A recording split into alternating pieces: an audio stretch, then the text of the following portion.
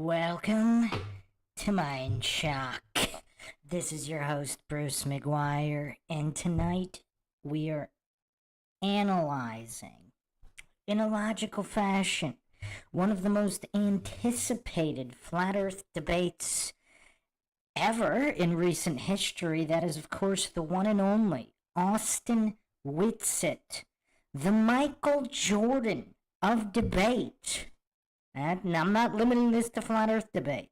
The Michael Jordan of all debate, Austin WITSIT, takes on a guy I never heard of, Harrison H. Smith of INFOWARS. And yeah, this is an interesting one, folks. I mean, we're going to have to fasten our seatbelts for this one because it might be a doozy. So, in typical MINDSHOCK fashion, we will dissect this. The new format on MINDSHOCK, as I explained on the previous logical analyses, in order to get these out quicker, I mean, tweaking the new logical analysis systems, shout out to all the MINDSHOCK listeners that helped me develop it, with the new scoring metrics. That takes a while to apply to video, like a week, could be over a week. So I'm going to do a run-through logical analysis where I'm just going to tackle all of this. And because, I mean, I'm sure that this one's going to get the new system treatment, but some of the requested analyses, they're not that great. So there's no reason to put in the time and effort and put the new system on it. This one obviously will get that, but I wanted to do this one as soon as possible just because everybody's talking about it and it's fresh in mind, and then I could also get the input of all the listeners as we dissect it. As always, if you want to help support the MINDSHOCK podcast, help logic and reason return to a world where it is quickly going extinct, as this so-called debate might illustrate as well, you can donate to our PayPal. Just check the link in the description. You can also become a YouTube member right here on YouTube. Help support the channel that way. Make sure you subscribe, like, and share. Twitter, Facebook, Reddit, Patreon. Patreon's do a priority for case topic logical analysis, co-podcaster requests. You could also be a guest in the podcast depending on your tier. Questions, comments, theories, thoughts, suggestions, rebuttals, debunkings of any kind, leave them in the comments section, or if you're live in the chat right there. So, without further ado, let's dive right in here. Actually, I'm going to do a little bit more ado.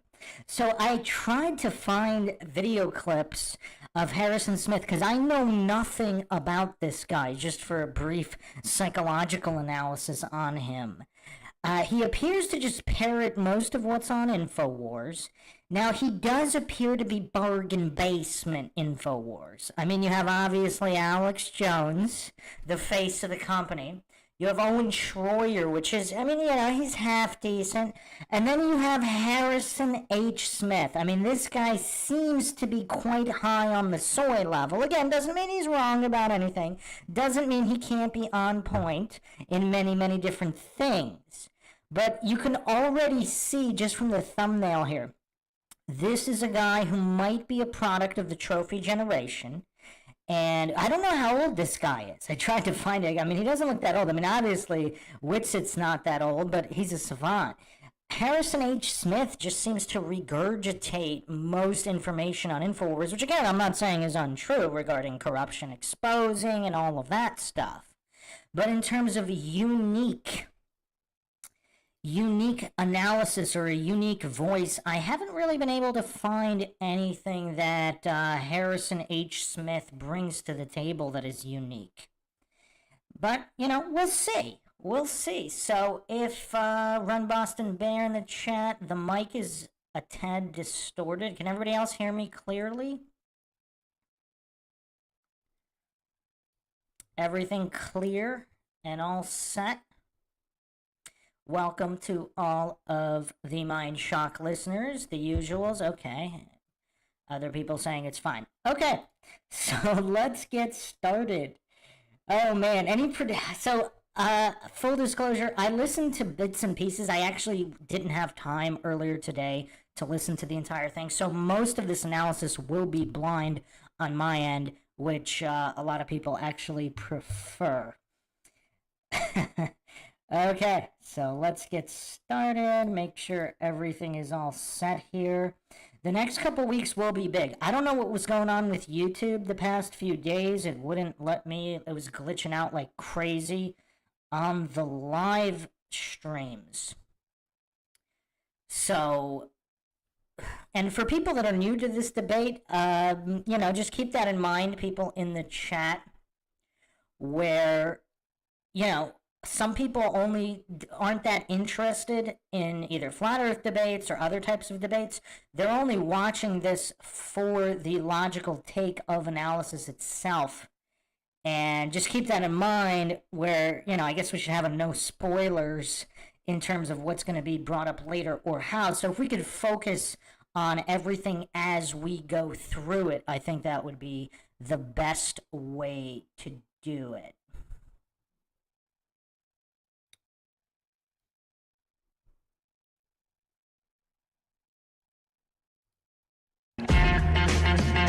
All right, welcome, ladies and gentlemen, to the American Journal. I'm your host, Harrison Smith. My guest and opponent today is Austin WITSIT. He is a flat earther. He's our guest today who's going to be debating on behalf of flat earth theory. If you want to know more about Austin or flat earth theory, you can follow him on X at WITSITGetsIt or by going to WITSITGetsIt.com. Austin WITSIT, thank you for joining us. Welcome to the show. Absolutely, man. Thanks for having me on. How's it going, brother? Pretty good. And so about a month ago, INFOWARS Twitter account put out a question: who do you want to see Harrison Smith debate? And your name was by, far and away the most popular response. How old is Harrison H. Smith? Again, he just talks like such a kid. It's tough. It's tough. I mean, I don't know. Is this the bargain basement of INFOWARS, where they want to get more of a younger audience? And so they hire guys like Harrison H. Smith just to bring in the young crowd by virtue of being young.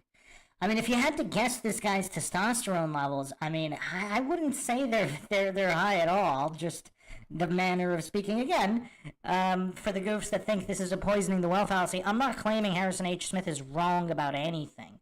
We're just analyzing the psychology here before we get started on the pure logic. Why is that? Why is there this hunger for the flat earth debate, but for you in particular, do you think? I think I've done pretty well in the debates, and typically the opponents are not all that worthy. Wow. Austin's such a nice guy. That was one of the nicest ways to put it. Wow. I mean, let's put it bluntly. Austin WITSIT debates mental midgets. I mean, let's just call it how it is. Humbly. They're just not typically as informed. So I think that, especially with INFOWARS, there's a huge crossover, right? They just want to see the position accurately represented on kind of the big stage, if you were. So I think that's probably more what it is. I think a bunch of people think I'll accurately represent what we think. Well, and obviously there's been a lot of comments I've seen saying either this won't happen because INFOWARS is controlled, or I don't know, all sorts of. Yeah, Sam Pedro in the chat saying Harrison claimed to have watched a lot of Austin's stuff before this debate. Not just Austin stuff, but I caught the clip where he was talking about how he's done research, whatever that means. And it's kind of the same story with a lot of these debaters, those representing the heliocentric globe position. They get everybody's hopes up. See, that's why my hopes weren't really up for this one, because just because of how many times this has already happened, where seemingly intelligent people, or semi-intelligent, or I don't know if Harrison H. Smith is intelligent at all, but either way, they claim they've at least done a lot of research and they're familiar with the arguments. I mean, which any person should be if they're entering a debate on a particular subject. Now, obviously, the bigger problem is if he doesn't even understand what logic is. If he can't define logic, I mean, that's a bigger issue if he doesn't know what logical fallacies are, because then he shouldn't be debating any topic on regarding anything. just in terms of debate. But when you're, obviously those are just basics you need to have to debate anything on any topic. Now, the bigger issue, obviously, is if he doesn't even know the points that Austin's going to bring up. Now, if he's a logical individual, it actually wouldn't even matter if he did zero research. Because if he's objective, logical, and neutral, and understands basic logic, the scientific method, etc., basic psychology, even if he had done zero research, he would still be able to argue in a logical way. Now, obviously, most of these people are not logical, and furthermore, they also didn't do any research and are not familiar with the argument, so... Speculation about why INFOWARS doesn't cover flat Earth theory. But let me just ask you, because we got a little first 5-minute segment, and then we're going to have two 23, 25-minute segments to close out this hour. We're doing minimal commercial breaks here. We are on the radio, so we have to take some, but we're going to take them minimally. So in the first 5 minutes, I just wanted to introduce you and sort of talk about the idea and everything. How did you get into flat Earth in the first place? Yeah, so similar to what a lot of people say. So you have the side that says INFOWARS is a controlled opposition. They won't talk about flat Earth. And then you have the side that says it's a CIA psyop used to distract people. I had a similar response. It's funny actually. I heard about it through the rapper B.O.B. Right. So he was dropping the Elements mixtapes, and he was basically 100% on point with all the conspiracy theories he was mentioning in the mixtapes. Right. Mm-hmm. I had researched all of them. Then he said the Earth was flat, and I was like, "Wow, bro, you just made me look ridiculous to everyone I was telling to listen to you." Right. And then, like, similar to most people, I had the initial reaction of what does that even mean? And then you start to just ask 1,000 questions of, well, how would this work on flat Earth? Well, how would that work? That doesn't even make sense to me. So then I just went to look up pictures of the Earth from space. I'm like, this is going to be easy. I have millions of pictures. And that was not the case. This was 2015. And the last claimed picture to even be real at that time was 1972, for the Apollo missions. And needless to say, I was already very skeptical of the Apollo missions. So immediately I thought, okay, well, there may be something here, right? Which there should be millions of real pictures. I should have live HD live streams of the Earth from space. So that's how it started. And then I kind of fell down the rabbit hole. And I think this is an important part of it all as well. You'll instinctively just say, well, how would eclipses work? How does this work? How does that work? And if you can't find an answer, you think, oh, well, then it can't be flat. The actual way you have to go about it. Which is obviously false dichotomy, logical fallacy. I mean, that's textbook false dichotomy. And this is why all flat earthers exist, is they went to disprove flat Earth, and more so they went to prove the globe. And then when you look for the actual, evidence that supports the claimed size of the globe, you've run into problems, right? And so if we falsify the globe, we don't really need to replace it, or it remains true.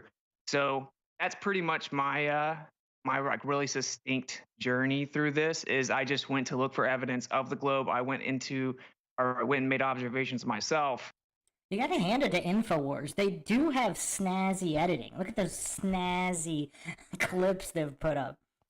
It just didn't stack up. And needless to say, like years later, it just gets worse and worse. And, I can assure the audience, flat Earth is going nowhere because of the lack of evidence. So, that's kind of my journey really quickly. Yeah. Well, it is interesting, and we'll get into the actual debate portion here on the other side. It's sort of the first debate we've held, so it'll be interesting, but I guarantee it'll be fun. And let me mention, today's debate is brought to you by Brain. So, on just the interesting part here, obviously, is that they even allowed Austin on. Because... 1 second. What's going on with the audio here? WITSIT, Austin WITSIT can be found on X at WITSIT Gets It, and as well. Because normally they just, nobody wants to engage with WITSIT. It's like, people are saying, "Oh, I'm better than Michael Jordan. We'll play him." No. We don't have to actually play. But obviously, I'm better. That's what a lot of goofs their position is, particularly authority worshiping cultists. Now, what's interesting here is that Harrison H. Smith does not appear to be an authority-worshipping cultist. I mean, he's literally a host for INFOWARS.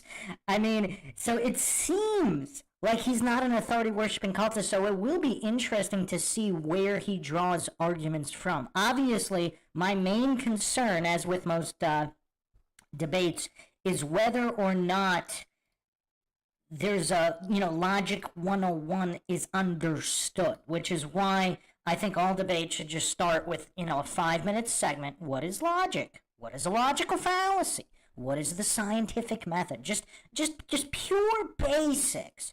Because in 99.99999% of all debates on all topics, people don't know, at least one party, if not both, do not comprehend these things. Website WITSITGetsit.com, where he talks flat Earth as well as a number of other conspiracies. And so I figured the way that we would do this, I've seen other online debates do it, where both sides will take about a 10-minute opening statement to state their stances, if you need all 10 minutes or not. And Austin and I talked during the break, and we decided I'll go first, then Austin will get 10 minutes to respond. That sound good? Sounds great. All right. Okay. So I'll just go ahead and begin. I want to start with sort of 3 preconditions from my perspective, what I'm bringing into this debate. First of all, I do not care if people believe in flat Earth. I have absolutely no stake in the matter. I don't think people that believe in flat Earth are stupid. I don't think that, I understand the impulse. I understand the questioning of institutions. I get all of that. Okay, well, he's a step ahead of the regular coincidence theorist NPC, right? I mean, that's a step ahead. That's definitely a step ahead. Although, why does anybody care whether he cares? I mean, are we... technically, their job is to defend their position, not talk about what they care or don't care about. I don't discriminate against flat Earth people. I just simply... How is that relevant in any way to anything? honestly don't think it's really worth discussing, but we are discussing it here. And wait a second. Hold on a second. He thinks it's not worth discussing while discussing it? What? What? What? I mean, that is kind of giving away his position psychologically, because how... Okay, I guess we can't definitively say he's not objective, logical, and neutral in capacity. Because, let's say, for example, because if he is, I'm not saying he is or isn't, but if he does have the capacity, if Austin brings certain arguments to the table that show him that it is worth discussing, and he changes his mind about it being worth discussion, I suppose then that's fine. He's not that mentally deficient. But why would you even say whether you think it's worth discussing or not? Why would you even mention whether you care or not about what other people believe? I mean, his job here in the debate is to defend his position, whether he cares about it or not, whether he thinks it's worth discussing or not. All of that's completely irrelevant, and he's bringing that as point one. That's a problem. We'll get to why that is. But I don't care if you believe in flat Earth. I don't judge people by that at all. I have family and friends that believe in flat Earth. I respect them tremendously. 2, I don't have any training, indoctrination. I barely have education in the matter. I have no... This is actually very interesting. I'm impressed just on the basis that this is not starting like a usual flat Earth debate starts. And just real quick to reiterate for the audience, I know a certain percentage of the MINDSHOCK audience thinks that discussing flat Earth debate is a complete waste of time. Now, my position, which I say all the time, it's not about the conclusion, it's about logic and logical argumentation, of which flat Earth is actually one of the absolute best topics to develop logic and reason and to learn about logic and reason, and also human psychology. So even if you don't care about flat Earth in any way, one way or the other, or you're offended, whatever, it's still the best topic to develop logic and reason and study psychology, is it not? So this is starting off already. Now, he's admitting that he doesn't have any education. So, okay, well, what is he really doing here? What would you say you do here? loyalty to NASA or any other governmental organization whatsoever. People in the chat, God King Cthulhu 138 says, intellectually dishonest from the start. Possibly. Let's see. Just like all government organizations, NASA lies all the time. That doesn't mean the Earth is flat. But 3, in my position as a... I mean, that's interesting. That is true. Just because NASA lies all the time doesn't mean the Earth is flat. Correct. It also doesn't mean NASA's lying 100% of the time. So if NASA's developing something here on Earth, which is empirically verifiable by everyone, you know, some of their basic inventions that have nothing to do with space travel, and are empirically verifiable and documented every step of the way, that could all be true. They might not be lying about that, and it's all true. So that is, you know, that is a decent point from Harrison H. Smith.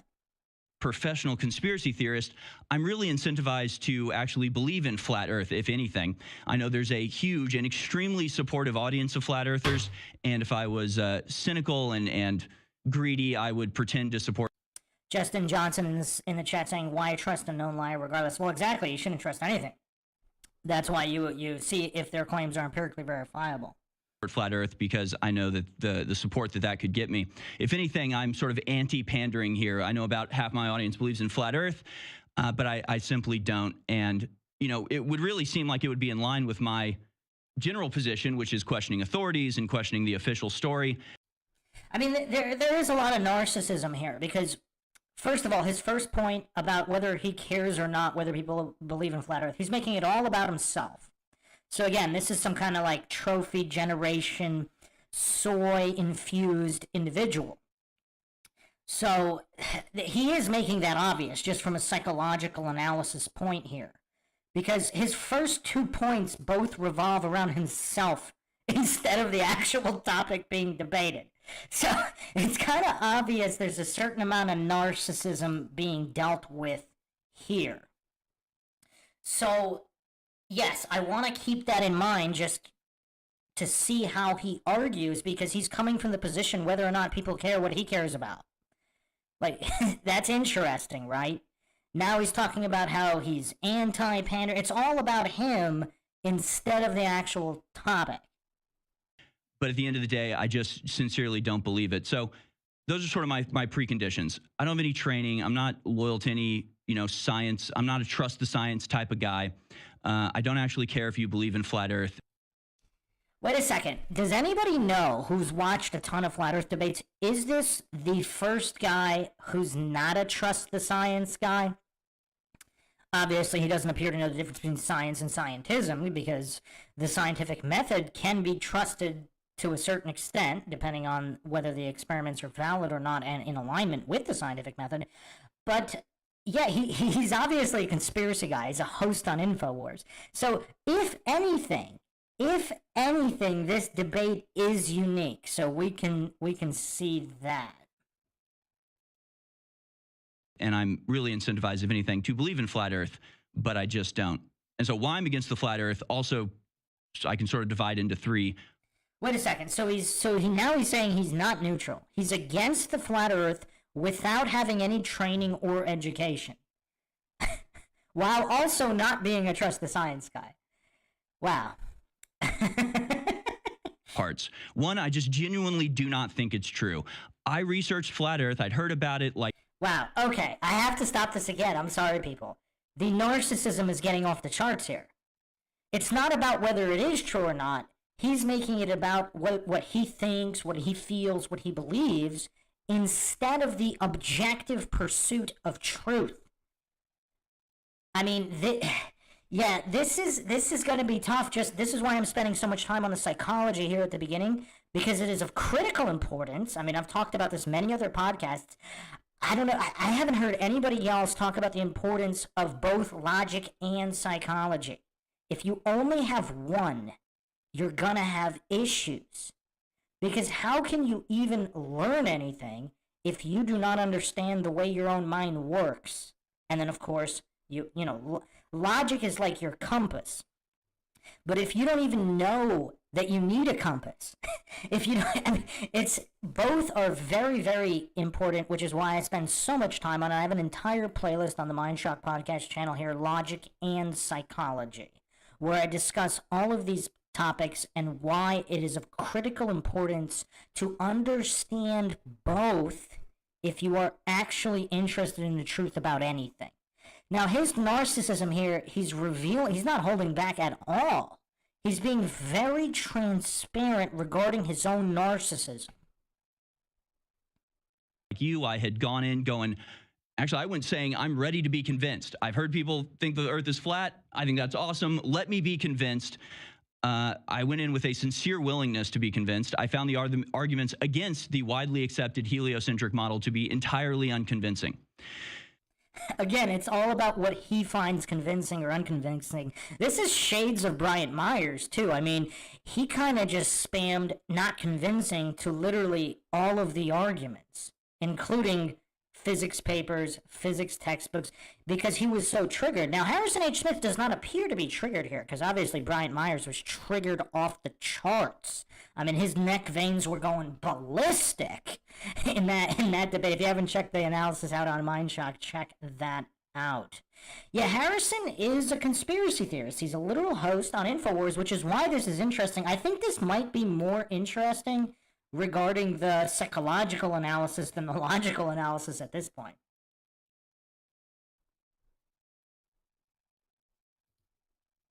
So I just don't think it's true. Two, I mean, he's just very telling. I don't think it's true. I. Do we need a new counter for I's and me's? Just a narcissism meter? I think these spiritual interpretations are total nonsense, regardless of the cosmic model. Wow, spiritual. Wait, does anybody know if he's a Christian? So he thinks the Bible's total nonsense? There's nothing to interpret. I mean, it's very explicit. I actually went over this on the Lower Lodge analysis recently. So, yeah, what's up, Big Pine sailing in the house here? I Am Ian's Cat is in favor of the I-me counter, the narcissist meter. Earth, I believe, is a priceless jewel of unsurpassed galactic importance. I see God's handiwork in all of creation, including the divinely arranged solar system. If anything... Wow, this is kind of weird. What is the basis of him thinking that, though? This might have almost worked. I don't know if they're going to get into the Bible, but again, check out the Lower Lodge analysis on MindShock. I actually brought up all the Bible quotations. Lower Lodge obviously ignored the explicit ones and pretended the others were out of context. But that guy's soy was off the charts. Harrison H. Smith here, I mean, his soy levels do not seem to be breaking the actual meters like the Soy Lodge guy. But yeah, it's kind of weird. What is the basis for thinking that the God of the Christian Bible created a heliocentric globe universe? That's kind of weird. I find the concept of flat Earth completely out of step with the rest of creation. On what basis? That's kind of weird. Like, what's the basis for that? Is he just reading a script? We have to consider the possibility he's just reading a script. I mean, he's literally an anchor, so he's a host, INFOWARS host, news anchor, whatever. He does read scripts. So is this a script, and is this not even his true feelings about anything?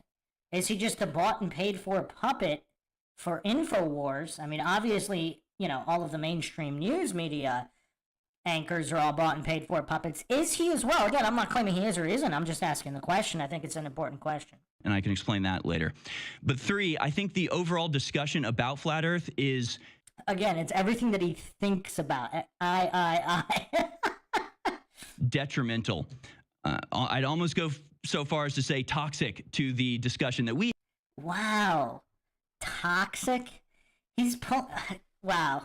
Is he literally pulling out these, liberal, some kind of, liberal catchphrase meme words?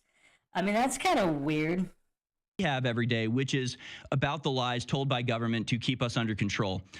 I actually, in doing my research, I really came to the conclusion that, if anything, flat Earth is a psyop promoted by the powers that be to distract, divide, and discredit the truth movement. Let's say it is. Does that mean the Earth isn't flat? Every single person that I've heard bring up the psyop idea, let's say that's true, because they do predictive programming And they do all these truth rollouts of things that are true. So even if it is a psyop, how would it mean it was untrue? Did he forget the topic of this debate? So, breaking down those three portions. Here's how I see it.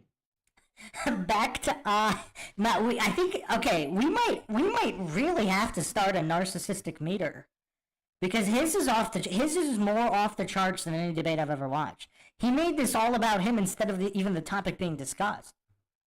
There are natural phenomena that I can observe every day with my eyes that have no readily apparent explanation. The sun, the moon, the stars, eclipses, sunsets, sunrises. These things are evident but mysterious. I don't have an answer to them. Wait, hold on. So he admits he's not educated or trained in any of the subject matter. And he admits he doesn't have an explanation for anything. But somehow it's still a heliocentric globe no matter what, even though he's not a trust the science guy. So, I mean, this is a unique individual here. What's his basis for his position? If it's not trust the science, if it's not institutions and power structures, and if he admits he doesn't actually know how any of it works, what is his basis for believing in it? This is kind of weird. I've never seen a flat earth debate like this where the guy literally admitted all of these things and still stood on the belief without supporting it. We might be in uncharted territory here. We might be. We really might be. Evidently, prima facie, just from my own observation. So if somebody came to me and told me that we're standing on a stationary plane and that there's a dome above us that rotates at a continuous, degree, and the moon and sun revolve around the Earth, I would say that makes sense. Yeah, that comports with my observation. It certainly could be the case. Hold the front 777 saying, I don't have an explanation and they do, therefore you should all believe it wholesale is what I'm hearing. Well, yeah, but at the same time, he's saying he's not a trust the science guy, and he's not saying to trust the institutions. So what is his basis then? Because, I mean, is this just sheer hypocrisy? I mean, what is his actual basis? Because it's not the basis than anyone else that has argued for the globe model has used. So is he going into this entire debate with no actual basis or support for anything and admitting it at the beginning? I mean, that's a bold move. That's bold. We haven't seen this before.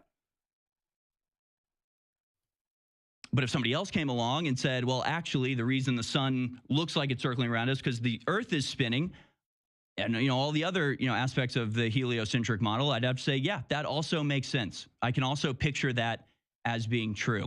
Again, his narcissism is off the charts. What he can or can't picture being true obviously has no relation to reality. Reality is whatever it is. I use this example all the time. If you put an advanced calculus equation in front of somebody, just because someone can't figure out the answer doesn't mean it doesn't have an answer and it isn't a valid equation.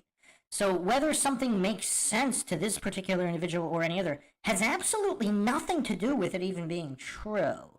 So this kind of appeal to incredulity logical fallacy, and I mean, do we have to start a new fallacy? We're going to have to use the narcissist fallacy, because I think Harrison H. Smith might have us coin a new fallacy, the narcissism fallacy. But then you have things like stars that don't behave like other stars. Oh, wow. So he admits he doesn't know anything. And yet he's saying a star is what he's presupposing it to be, and building a house of cards on top of a house of cards, which he admitted was a house of cards. I mean, we really are on uncharted territory here for flat earth debate. I mean, this is interesting. Whatever you want to call stars, the points of light, there are some that wander, right? Planets, that's where the term planet comes from. They seem to wander independently. Now, if you assume the Earth is at the center of these planets, you can actually map the paths. They're just sort of twirly, wiggly lines. But you can do it, and you can predict them, and you can actually track them and measure it, assuming that the Earth is the center. That does make sense. It's just you're going to get sort of a different path for each planet that make different motions depending on the time of day. But then if you shift the center, the assumed center, to the sun, and you take a heliocentric model, all of these disseparate. Okay, I'm going to put this up right here, because why is he talking about assuming anything? Why assume either position? So, false dichotomy. Of course, why are you assuming it's either one of these things? As opposed to infinite other things. And why are you assuming in the first place?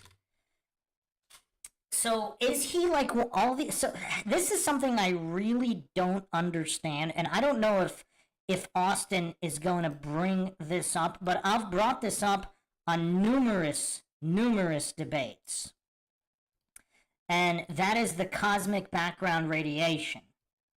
So for those that don't know, it's not like this hasn't been mapped. Now this is scientism, but this is the official scientism position, that the Earth is the absolute center.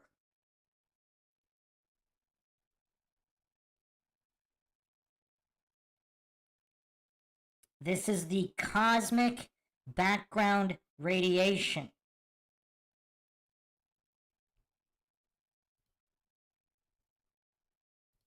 I don't know. This is another thing in all flat Earth debate. This should be addressed. I mean, they literally called them the fingers of God. So this is the Sloan survey data. And also, obviously, the documentary The Principle brought this up, but this was done decades ago. This was done numerous times. What was this, 1972, 1997? So the cosmic background radiation, this is nothing new. This is absolutely nothing new. And I don't get how more people aren't talking about this, particularly on the subject of not just flat Earth debate, but if you also did geocentric versus heliocentric globe debate. I mean, this is point one. You start here because even scientism itself has measured the Earth at the center of the universe. So is this all part of some kind of Illuminati humiliation ritual where scientism provides the evidence for a geocentric Earth and they just sit back and laugh as all the goofs continue believing in the heliocentric model? I mean, I can't answer that question, but to Harris, in defense of Harrison, he admitted he doesn't know anything about anything. So what, you know, so it's almost like he gave himself an out here from the get-go. He admitted he's not educated or trained in anything, and yet he's discussing the topic while regurgitating information that he said shouldn't even be taken on faith because he's not a trust the science, or more accurately, a trust the scientism kind of guy. But even they don't even get the scientism correct. Like, is it too much to ask for heliocentric globe debaters and flat Earth debates to at least get the scientism correct? Is that too much to ask for them to at least regurgitate the scientism correctly? But I just wanted to point that out here because a lot of people don't know that scientism itself has proved on numerous occasions through measuring the cosmic background radiation that Earth is the center. There's no assumption. They literally measured the radiation. Or they claimed they did. They claimed they did, and they claimed this is what came back.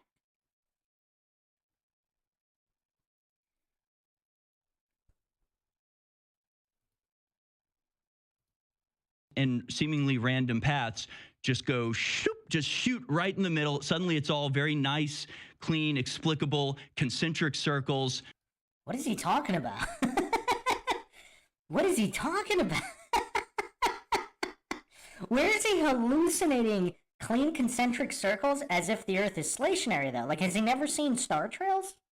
Has this guy never seen any star trails? Like, if it was a heliocentric universe, wouldn't you expect all the star trails to crisscross, intersect? Because if the sun is the center, why would there be perfect concentric circles around the Earth? That's kind of weird. Again, that doesn't prove the shape of the Earth. We're only discussing geocentrism versus heliocentrism here. And again, I've mentioned this many times before. I think the real debates should, well, they're all kind of, I mean, I don't know if I'd call them real. I think most of the debates should be geocentric versus heliocentric, because that's less triggering for most of the scientism cultists. Now, again, Harrison H. Smith does not appear to be trigger here, and he does not appear to be a scientism cultist. At least he admitted to not being one. Now, obviously, he's regurgitating scientism points, but he himself said you shouldn't trust the science. So, or scientism more accurately. But, yeah, this is tough. That makes absolute sense. Obviously, these planets all seem to be affected by the same force, not completely different forces that give them different paths. They all actually take. Actually, scientism does say there are many different competing forces. Is it too much to? I mean, where is he pulling this from? Does it? Okay, like I said, I watched little pieces. I haven't seen the whole thing, so I don't know if Harrison is actually going to support any of these positions with any kind of sources or any kind of logic and reason or anything at all. Pretty much a similar path, just in a concentric circle model. So basically, I've got two people in front of me. I just picture myself as like a goat herder in Greece 2,000 years ago. I just see this stuff, and I've got two people in front of me. One that's got an argument for flat Earth, and the other that argues for the globe Earth. And I know that, he's definitely reading his notes here. So perhaps he's just not. If he's a bought and paid for puppet, maybe he doesn't even have an opinion on this topic. Maybe he doesn't care, and he just wants his bank account infused. I mean, who knows? Maybe he's actually a flat earther. I mean, how does anybody really know? Let's not assume anything. Thanks for the super chat, Run Boston Bear. A tip for the same day analysis, pure logic and laughs. Thank you, Bruce. You are most welcome. We are all here to learn, and of course, learning can be fun and entertaining as well.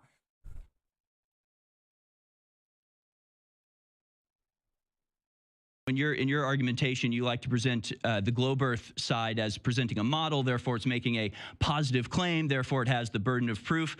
But to me, these claims are equally burdened. I mean, wait, what? First of all, credit to Harrison H. Smith to at least accurately repeat what was said about the globe Earth model, because yes, if you're claiming any positive claim, the burden of proof is there. He's saying they're equally burdened in claiming it's flat, yes, but those are two different claims. Pointing out issues with the globe is separate from making a different positive claim about a flat Earth model. They're both claiming to be able to explain what I'm seeing. Just because one side claims to be able to provide a model and the other side doesn't mean that second person has no obligation to explain anything. Well, whether he does or he doesn't, that's not relevant to needing to have a basis for the globe Earth belief, or vice versa if you want to swap the people arguing. Yeah, this guy's tough. This guy's tough. He seems to be a product of the trophy generation. His narcissism is off the charts. And again, I don't mean to insult an entire generation.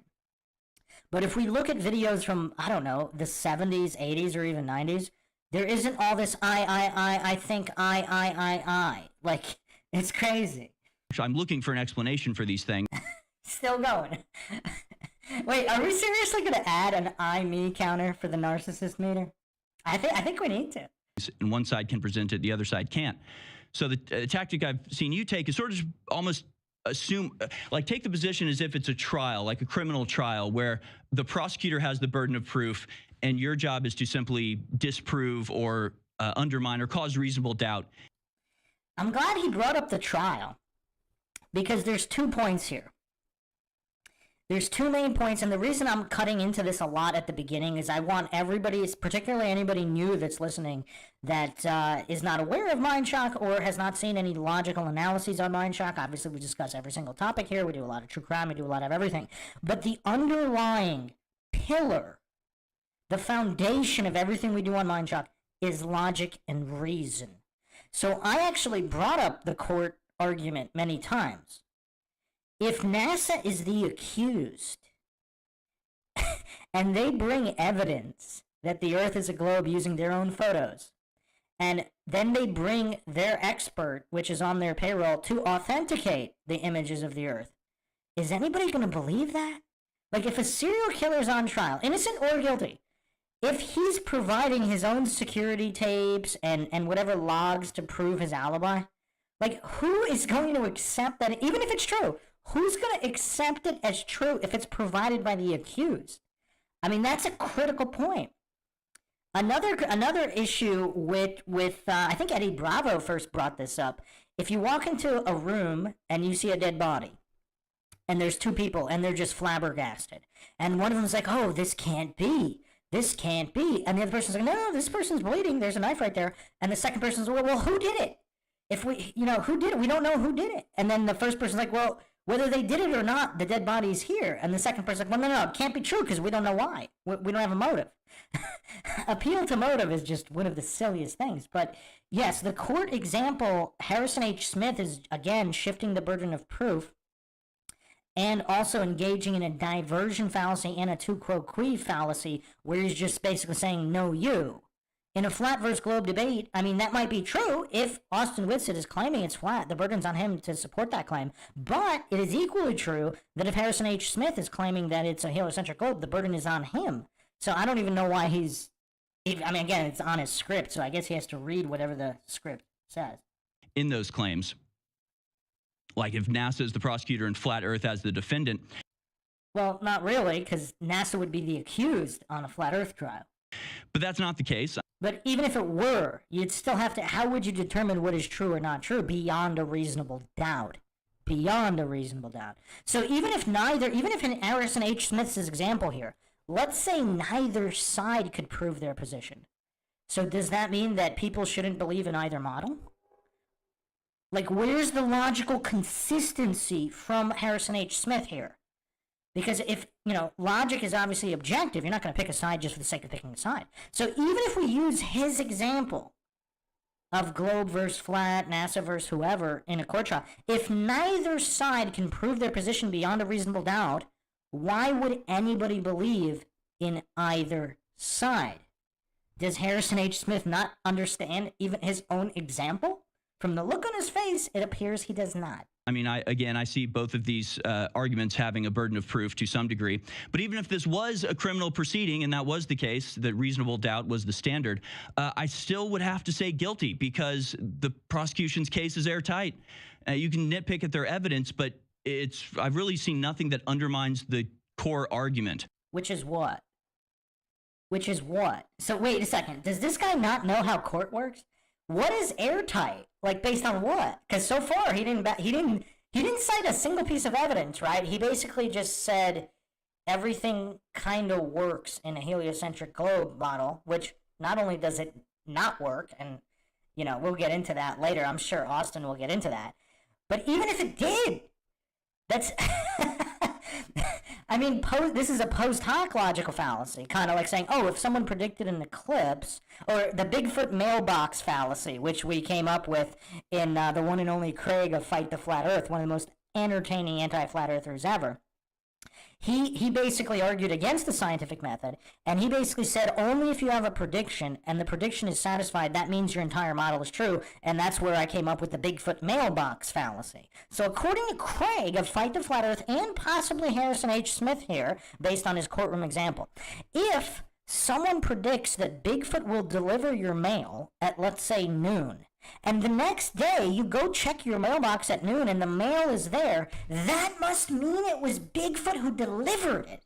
Is this what Harrison H. Smith means about having an airtight? Is that an airtight case? I mean, the level of goofery on display here.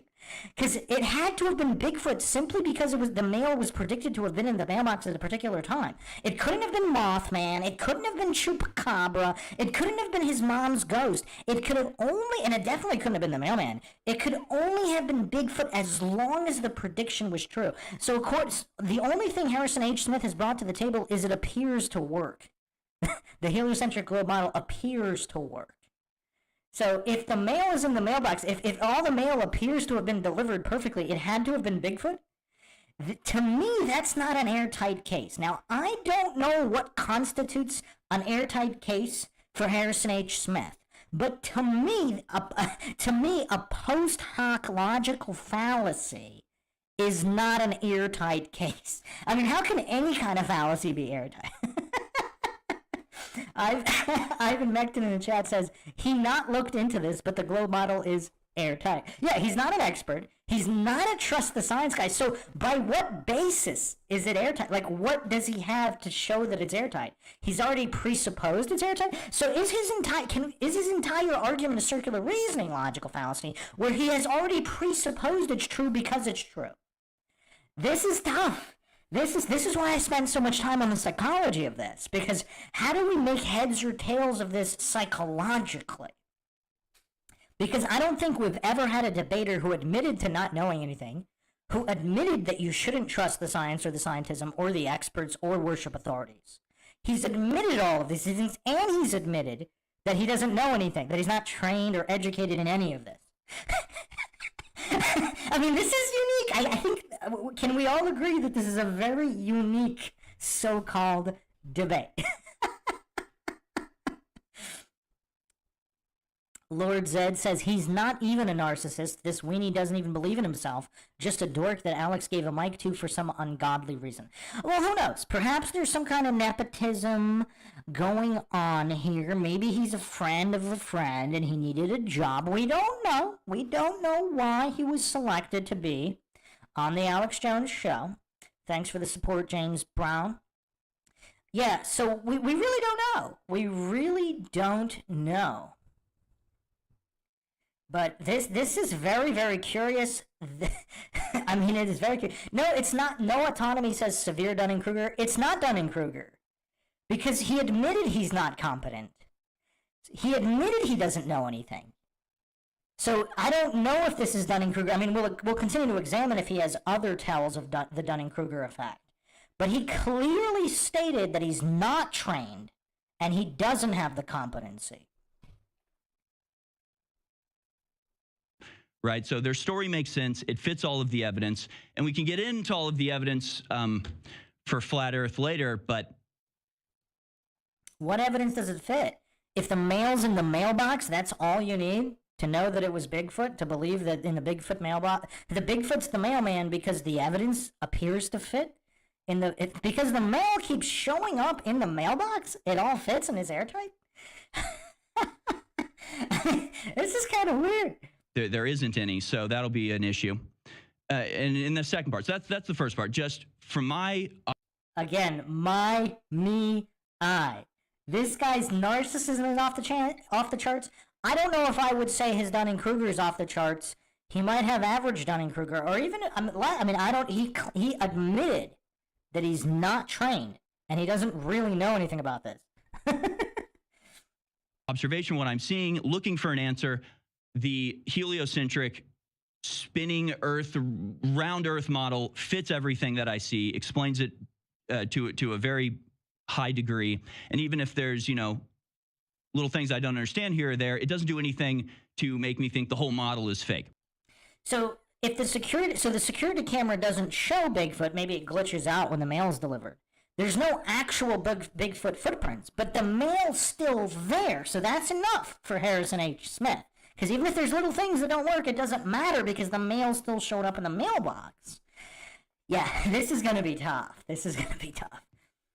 So that's just why I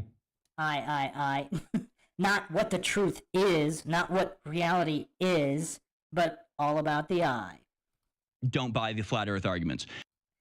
Again, whether he buys them or not is irrelevant to reality. Wow, Scott Matznick in the chat saying this was the worst debate I've ever seen. Harry wrecked it. Wow, interesting. Okay, well, we'll do a poll at the end. But the second part is the spiritual aspect to this. And simply said, I do not believe that the shape of the Earth has... He picked the wrong guy to be talking spirituality with here. Any spiritual importance whatsoever. Flat Earthers seem to ascribe extreme spiritual significance to the shape of Earth. I do not. Wow, seriously? That's kind of crazy. So he thinks God's handiwork has no importance whatsoever. It's me in the chat says, I watched it and agree it was the worst debate. Wow, we're going to do a poll. We have to do a poll at the end then. Because, yeah, I didn't know if this, I would not have picked this to be the worst. This was worse than Craig of Fight the Flat Earth. This was worse than Craig versus Caleb. Wow. Whether the Earth is flat or not, Just the mere admission on Harrison H. Smith's side that he's not trained, he's not educated, he doesn't know anything. I'm not going to say that disqualifies it for being the worst, and he's not a trust the science guy. I guess it could either make it the worst by virtue of that, but also, I guess, because he's claiming all these things. Feel the same way about God. In fact, I think the globe Earth model comports more with my vision of God, as it is a sweeping, majestic. Wait, did he just say my version of God? No way. I have to rewind that. Spinning Earth, round Earth model fits everything that I see, explains it to a very high degree. And even if there's, little things I don't understand here or there, it doesn't do anything to make me think the whole model is fake. So that's just why I don't buy the flat Earth arguments. But the second part is the spiritual aspect to this. And simply said, I do not believe that the shape of the Earth has any spiritual importance whatsoever. Flat Earthers seem to ascribe extreme spiritual significance to the shape of Earth. I do not. Whether the Earth is flat or not, I feel the same way about God. In fact, I think the globe Earth model comports more with my vision of God. Oh, his vision of God. Whoa, this is crazy blasphemy. So he doesn't care about what God actually is, only with his own personal vision or opinion of what God is, or whether it comports to his personal views. Wow, I have to give this guy the narcissism crap. I mean, even Bryant Myers wasn't this much of a narcissist. This guy might, okay, we might have to have a second championship. We obviously have the Dunning-Kruger championships for debate. We might have to add another title here, the narcissist title, because the amount of I's, me's, and my's, now he's hallucinating the truth of reality and even the truth of God. I mean, I don't claim anything is true or untrue, or the Bible is true or not true, whatever. I don't claim any of that. But he's here in his narcissistic spiral. This is crazy. He's now saying that his vision of God is what is important and not actual God or true reality. I mean, this level of narcissism, I don't think I've seen this before. This is quite unique. And what makes it even more unique is that he openly, unless he was just being intellectually dishonest, and he really is a Dunning-Kruger give, he basically said that he's not trained, he's not an expert, he's not well-read or educated on any of these topics or subtopics or any of the sciences, and he's not a trust the science kind of guy. Obviously he meant scientism, or who knows, maybe he meant both. And yet he's all about himself and his narcissism. Wow. I mean, all I can say at this point is wow. His own vision of God is what he's going by? Not the Bible, not just his own hallucinations? Wow. As it is a sweeping, majestic, minutely detailed, intricate. And he also said you shouldn't trust NASA, and yet this is the only evidence he's providing, this NASA stream, which conveniently leaves out every thousands of claimed satellites. I mean, this is kind of weird. Where are all the satellites? I mean, that's kind of weird. For anybody new that might, because I know a lot of people who are not into Flat Earth that do watch a lot of this stuff, and I don't want to not, put the evidence on the screen here. Obviously, YouTube's starting to act up already. I knew it was too good to be true. We were rolling pretty good. We were rolling pretty good, but no, I want to put up the video of the satellites. Well, depending on the distance, Miss Rex Murphy asked, where are all the stars? Depending on the settings, the exposure settings, it is possible you might not see the stars. It's that could be a technical issue. The problem with and same thing with maybe a certain amount of thousands of satellites, if they're the tiny ones that are further away. But all of the large football field-sized ones closer to Earth, those should clearly be visible. Obviously, I'm not arguing you'd be able to see all of the satellites. Even if you say you wouldn't be able to see 80% of them, that still leaves hundreds of satellites. I need to put this clip on the screen. Obviously, YouTube has been acting up ever since I did the NASA Occult Patches podcast. It just has not been the same since then.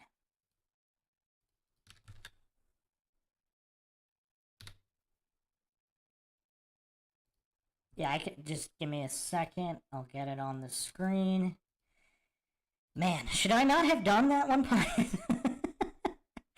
YouTube worked. I don't want to say it worked perfectly. I mean, obviously there were issues, but it was relatively decent. It was relatively streamlined until the occult top secret mission patches. If you haven't checked out that episode, check it out. It is truly mind-shocking.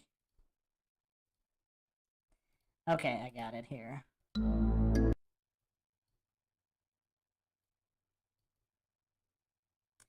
So if you look at the images here, especially on the bottom here, those are the claimed satellites. On the right side are the really big ones, the football field sized ones. So you should be able to see all of those, especially on a 24-hour time lapse. Now on the left are the total amount of satellites and space debris. So you'd also be able, now obviously you wouldn't be able to see the space debris that's really far.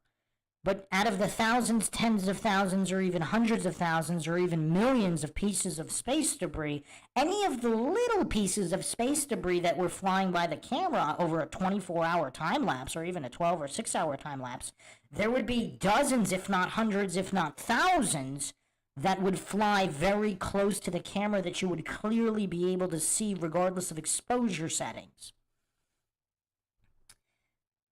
So I'll let this play through just so everybody gets an idea of why I am saying this.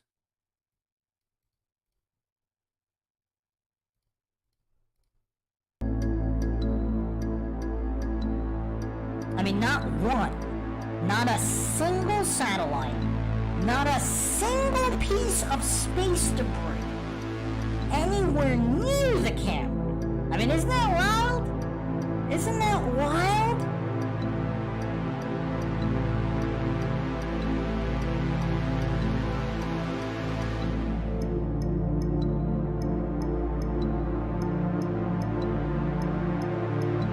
Still, not a single one.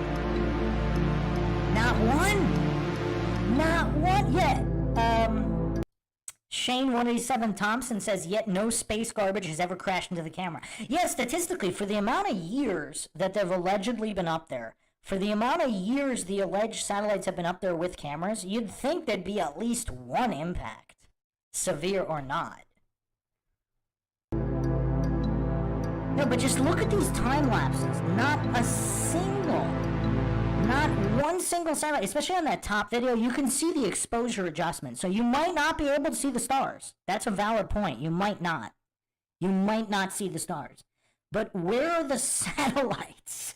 I mean, this is crazy. Where's the space debris? Still not a single satellite, not one. Some of these satellites are huge. They're like football fields. They're way bigger than planes.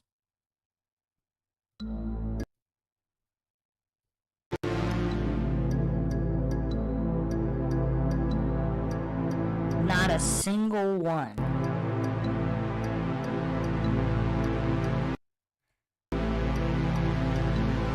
I mean, look at that.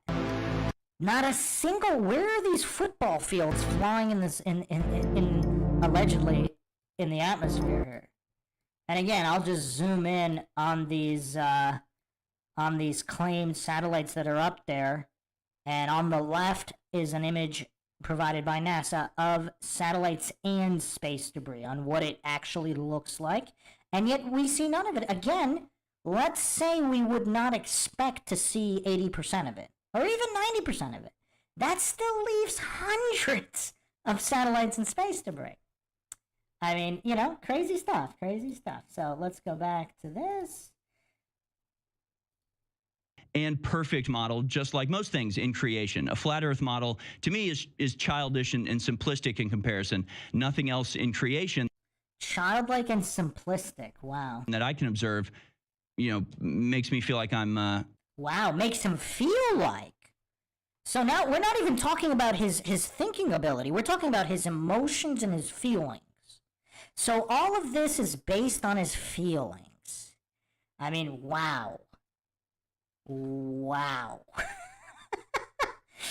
in God's celestial hamster cage that the firmament would represent.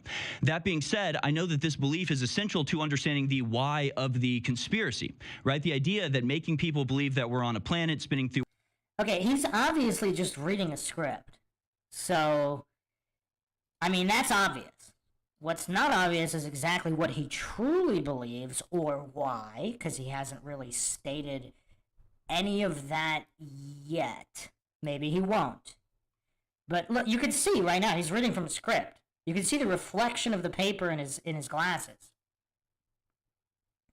So this is clearly not some kind of genuine on-the-fly, because it's like, we're not talking about quick reference points. He's literally reading a script here. I mean, this is kind of crazy. Like, Alex Jones might have points on the paper, but I don't think Alex Jones regularly reads a full script. I mean, is it really, are all of his unhinged rants truly reading a script? I don't think so.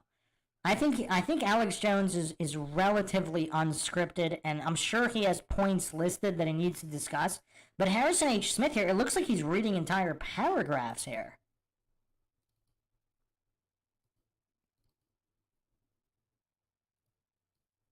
So, yeah, I mean, I'm going to bring this up on the screen too, just for the people who are, I am not a Bible scholar, nor, this, I'm not going to say that we need to appeal. I don't have to be a Bible scholar, obviously, to make points that are correct. Anybody saying otherwise is, basically appealing to authority or seeking credentials, which are both logical fallacies, appeal to authority, and credentials, logical fallacy. But, I'm simply not a Bible scholar. And, you don't have to be one, but they're one of the reasons it's of critical importance is because there are so many false prophets and teachers. So if they're all teaching, if some of the fundamentals of the establishment that even Harrison H. Smith says you shouldn't believe and is corrupt to the core. 2 Peter 2:1, but there were also false prophets among the people, just as there will be false teachers among you. They will secretly introduce destructive heresies, even denying the sovereign Lord who brought them, bringing swift destruction on themselves. So it's kind of weird. Like, again, I don't really know a lot about this guy. I don't know a lot about this guy, but if he really is some kind of shill deceiver doing Satan's work, I'm not saying he is. It's very possible he's just a naive, narcissistic, soy goof brought up in the trophy generation. It's very possible. If I had to guess, I would lean that way. I'm not saying he's some kind of mastermind genius, doing the devil's work here in deceiving people to destruction. But him claiming that there's no spiritual component here, I mean, again, regardless of what the shape truly is, clearly there would be a spiritual component in something as fundamental as the shape of the earth. Clearly. So again, I don't know if I want to give him the credit of being some kind of mastermind genius who's doing this intentionally. It's very possible he's just a naive, narcissistic, trophy generation soy goof. Worth makes people think we're less significant, is therefore it's easy to sway people towards a materialistic understanding of the earth. I don't believe that in the first place, but obviously that would be the reason why, the primary reason why they would want to keep the shape of the earth secret, if that was the case. So let's confront this conspiracy, because it would be a massive conspiracy necessary to uphold a lie of this magnitude. Wait, would it? Again, oh man, this really is like Flat Earth 101 debates. I mean, why? Why would that many people be in it? Again, I've brought this up so many times. There are things we're just finding out now about top secret World War II, even World War I, top secret operations. That doesn't mean the entire multi-million strong army was all part of it. They just didn't know. They didn't know. I mean, top secret clearances are only at the very top. So obviously it would not require everybody to be lying. I mean, just the level of gopher here is, it's crazy, but I do have to give Harrison H. Smith the credit. He does not appear triggered. I do have to give him that, at least at this juncture in time. And it doesn't even make sense as a concept, right? If you, Harrison, you're under 1 minute. If you put yourself in the position of people who are trying to keep this secret, there are like a million other ways you could do it. Wait, Van Roo in the chat saying, I loved watching Hubris Harrison. That's pretty good. That's pretty good. Told him to, quote, prepare to be dragged kicking and screaming into the ball of facts and logic. Where did he say that? Was that in the video? Was that in the video they did when they first announced the debate?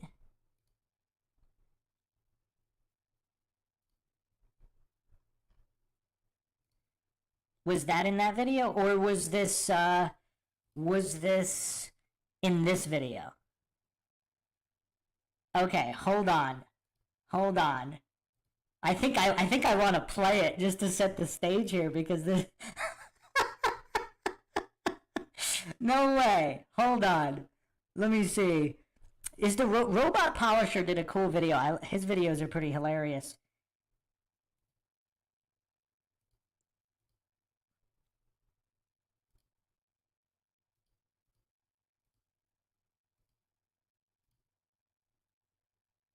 Yeah, I'm trying to find that. Actually, you know what?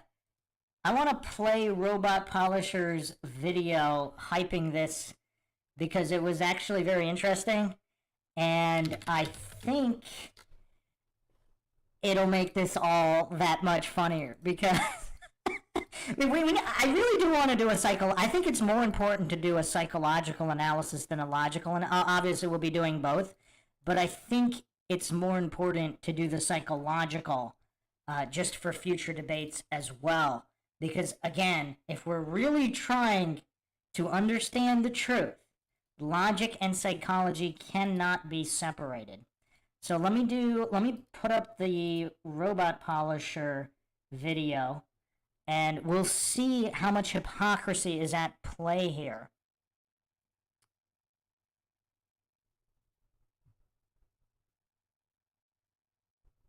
Your theology is dumb, said losing the cognitive dissonance and indoctrination is the hardest part for anyone to come into truth. Yeah, if you guys are interested in my background, I did a video on that explaining my background with the topic and the history of physics. So it's almost like I had a cheat code going into this. Again, I'm not a flat earther, I'm not a globe earther. I had all the I guess you could say I had all the cheat codes to not be swayed. Although I was hoodwinked into the globe, if that's not true. But I was not quite as hoodwinked into heliocentrism. And that was kind of my basis for researching.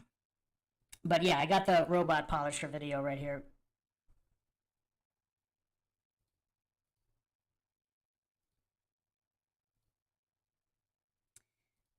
If YouTube will let me again. YouTube does not like these topics, does it? Oh man, they do not play these kind of technical games with these others. Oh, Austin in the chat, kid gloves. Yes, indeed, you did handle the guy with kid gloves. I mean, we're kind of diving into the psychology of Harrison here. Obviously, I think we're going to be getting into the hypocritical realm quite extensively with him here. You know, a 10-year-old girl got raped, okay, and she got pregnant from it, all right, and they covered it up, and the parents didn't report it, okay, and then she had to get an abortion from it. No, that's fine.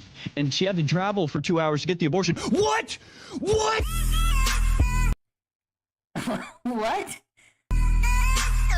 the origin of COVID-19. That's an IQ test. If you actually fall for the idea that it came out of a farmer's market just down the road from It appears Harrison H. Smith is backing up what he said about he's not a trust the science, what he really meant was scientism, type of guy, and that you shouldn't trust authorities just for the basis of on the basis of trusting authorities. Yet it appears that's all he had to support the heliocentric globe. So do we now have to approach the hypocrisy here? Level 4 bioweapons lab, you have failed the IQ test. What do you do about these people? Are these people the problem? Yes. Are they the enemy? Not really. But we can't refuse to be waking up. Robot Polisher really exposes this guy here. You can lead a horse to water, but you can't make it drink. You can show these people the information. If they don't care, if they are... Do we have to play this clip every 20 minutes of this debate just to examine the hypocrisy of Harrison H. Smith? Refuse to apply the basic logic necessary to understand what's going on in the world. The basic logic necessary? Does Harrison H. Smith possess the basic logic necessary? There's nothing we can do to force them. Well, that's the thing. I mean, he's appealing to authority, the same authority he said don't trust. Does that make Harrison H. Smith more or less goofy than the other Globe Earth debaters? To understand it. They're coming after your kids. They're coming after your children. They're embedding themselves in the institution. They are taking control. In the institutions he says to not trust, but that's the basis of his heliocentric globe belief?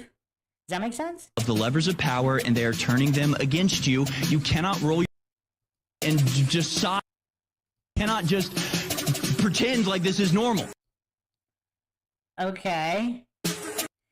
He definitely looks like he's got less soy flowing through his veins in this Robot Polisher video. Or is that just the filter that Robot Polisher put on this?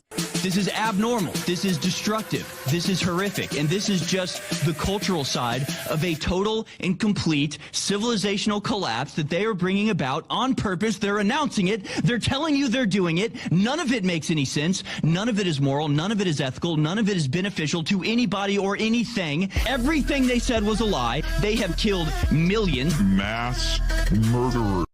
Everything is a lie? So, by his own so-called logic, would Harrison H. Smith so if he thinks everything's coming from the institutions is a lie, which I'm not claiming that, obviously that would be an appeal to extremes and a false dichotomy logical fallacy. But if that's what Harrison H. Smith believes, so he doesn't even believe what he believes. The psychological breakdown here.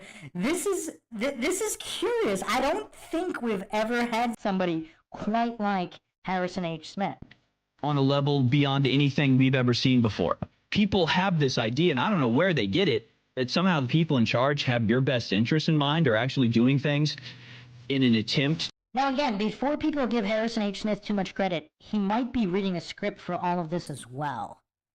So he might be on point in exposing statism and corruption, but it might not be through his own logic if he has any. It might not be through his own critical thinking or deductive reasoning if he has any. He might simply be reading a script for all of this, so perhaps he's not a true hypocrite because if his brain is off and he's just always reading a script.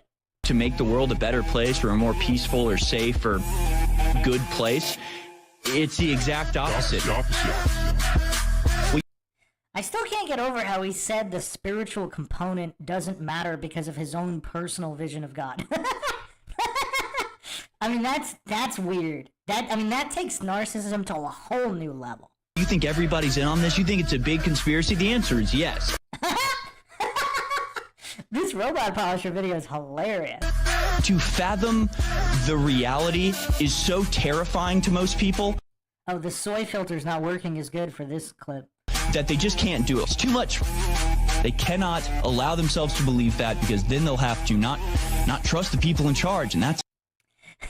WITSIT should have played this Robot Polisher video in the debate like every 10 minutes. That would have been hilarious. Terrifying concept. You either got to believe the official story as it's told, or you have to believe that like all of these trusted networks are in it together. There's some sort of massive conspiracy. It goes all the way to the top. And that idea is so horrifying that people just reject it outright. Their ideology is one of deception, deceit, manipulation, coercion.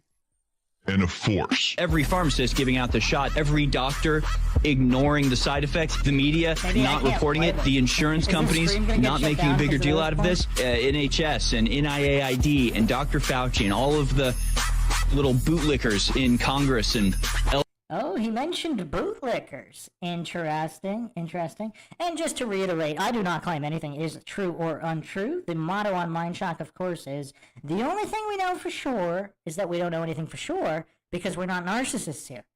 elsewhere, stopping investigations, providing cover for them. They're all in on it. You have to be able to think like these people. And these people have all of the money, have infinite money, don't care about money, are into something greater than money. They're into power.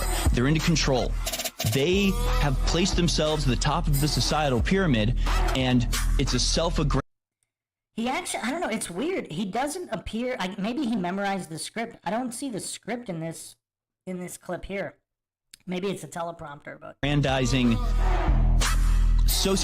he's talking a little bit slower, as if he's trying to elucidate his own thoughts. Sociopathy. Unlike in this debate with WITSIT. That drives them. Not love of money, not greed, but control and power. Literally, just think for yourself. It's as simple as that.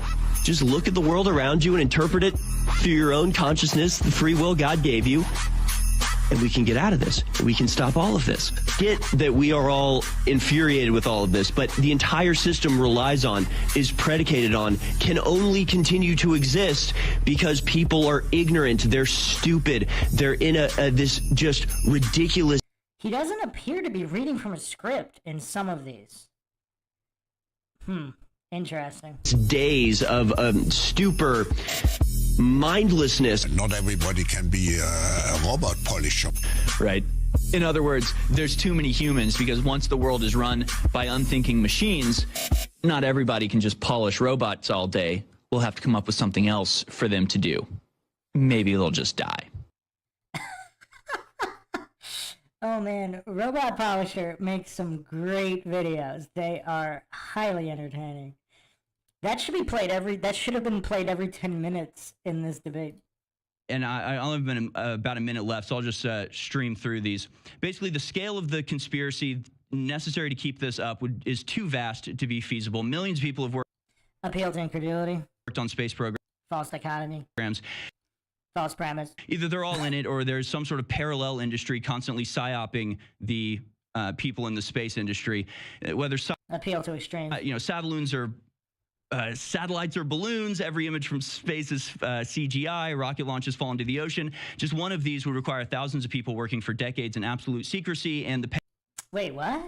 So wait a second, does Harrison H. Smith, what is his position on the moon landing? Because, I mean, there are literal engineers who came out and said they have no idea if the landing was real or not, because everything is so compartmentalized, they were only working on one aspect of it.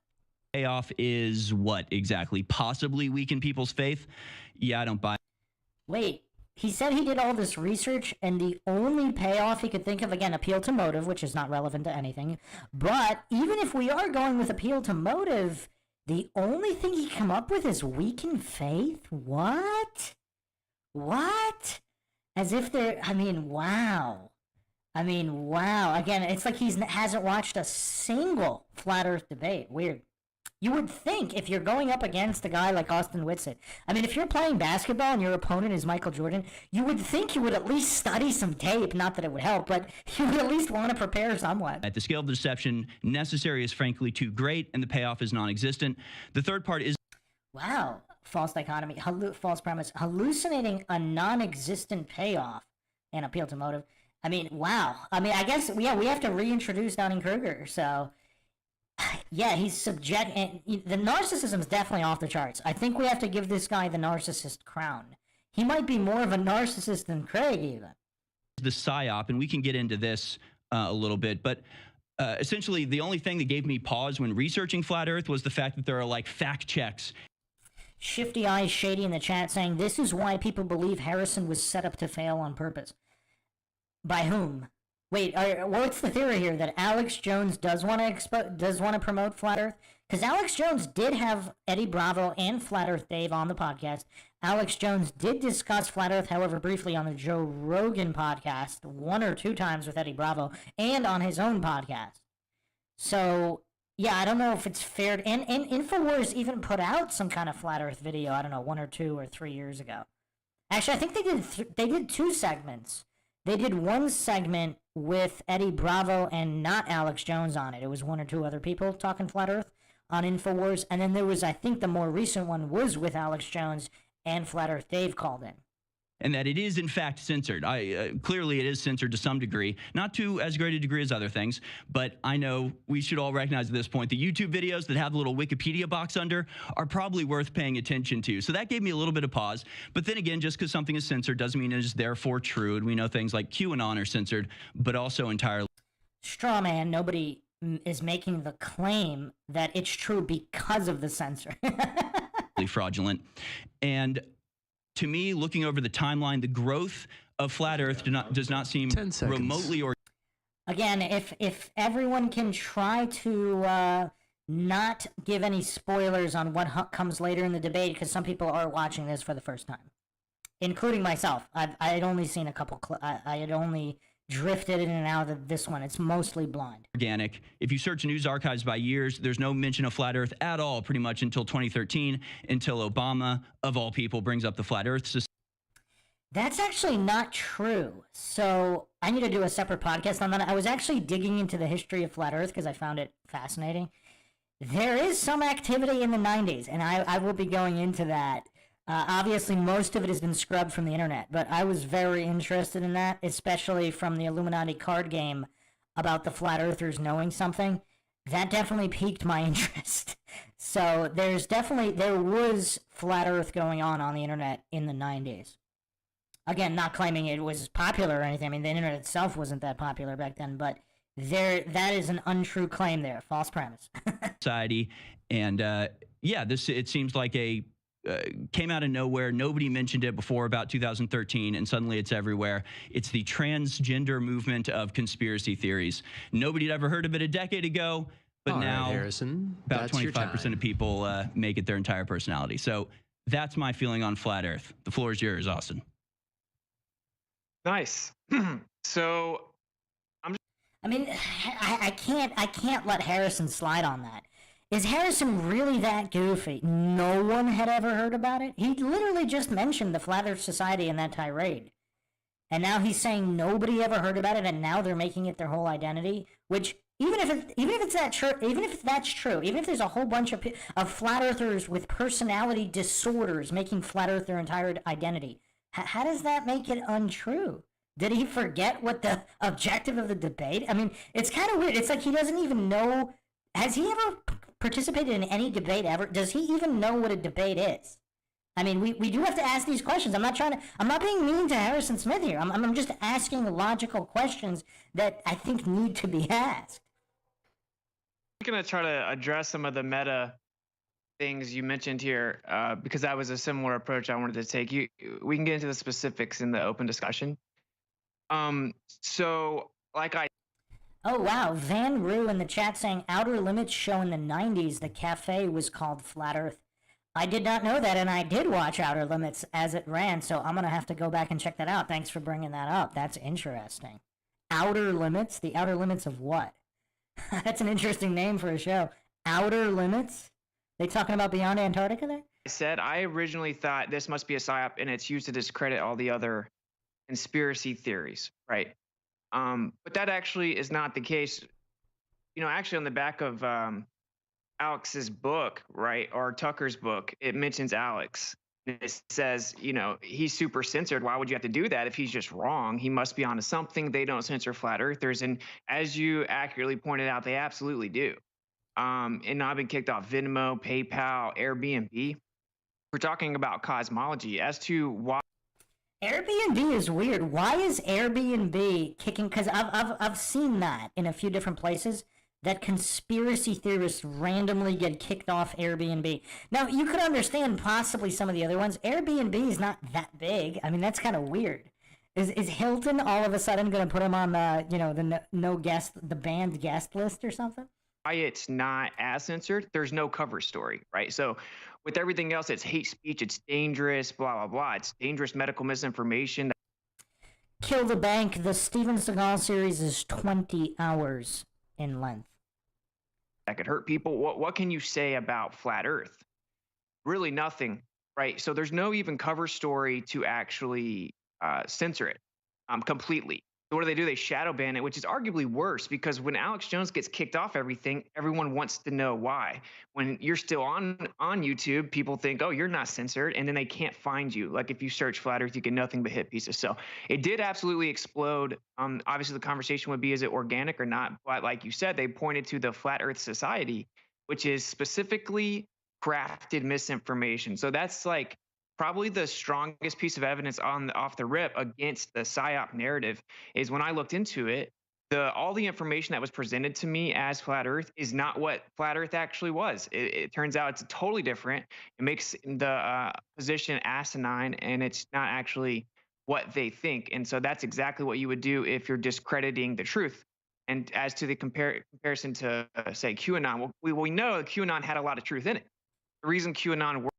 Hold on, I gotta stop this for in the chat. Bill Wall is blaspheming against the one and only Steven Seagal, possibly the most accomplished human on Earth today. I've even asked if he is the Messiah.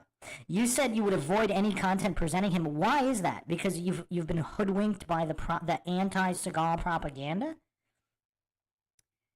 Watch, yeah, I mean, I defy anybody who actually watches the 20-hour Steven Seagal podcast series where I bring all of the receipts to each and every one of Steven Seagal's so-called outlandish and ego-based claims. He's also he was basically, the Illuminati propaganda started spinning against him once he appeared on Piers Morgan and started exposing the Illuminati. Worked was because it had a lot of truth.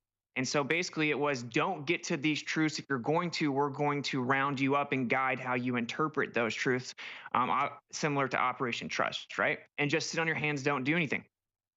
So if it's a PSYOP, it hasn't worked very well because every single flat earther saw through the pandemic immediately. Every single flat earther protects their children from the onslaught of propaganda, probably the highest percentage of homeschooling, in the world. Those are some interesting points by WITSIT there regarding why would it be a PSYOP. I postulate that if it's a PSYOP, it's to, regardless of whether true or not, it's to actually cause this level of destabilization to bring in the New World Order. But for the people that are arguing it's a PSYOP for distraction, they're not arguing that. So Austin's pretty on point here. It would be flat earthers. So as to it mattering or not, I'll touch on that. You did mention that it does have spiritual implications in our opinion, and you articulated disagreement, but it's pretty undeniable. So the conversation really comes down to two primary points, and is the Earth moving? Is the Earth a sphere? Those are the two primary things, and they're technically independent of each other, right? So the Earth could be stationary in a sphere in theory. And when you first go down that rabbit hole, it gets very, very interesting.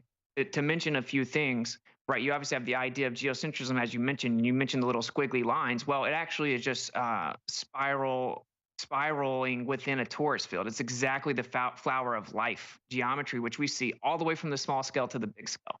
We would actually expect the macro scale to.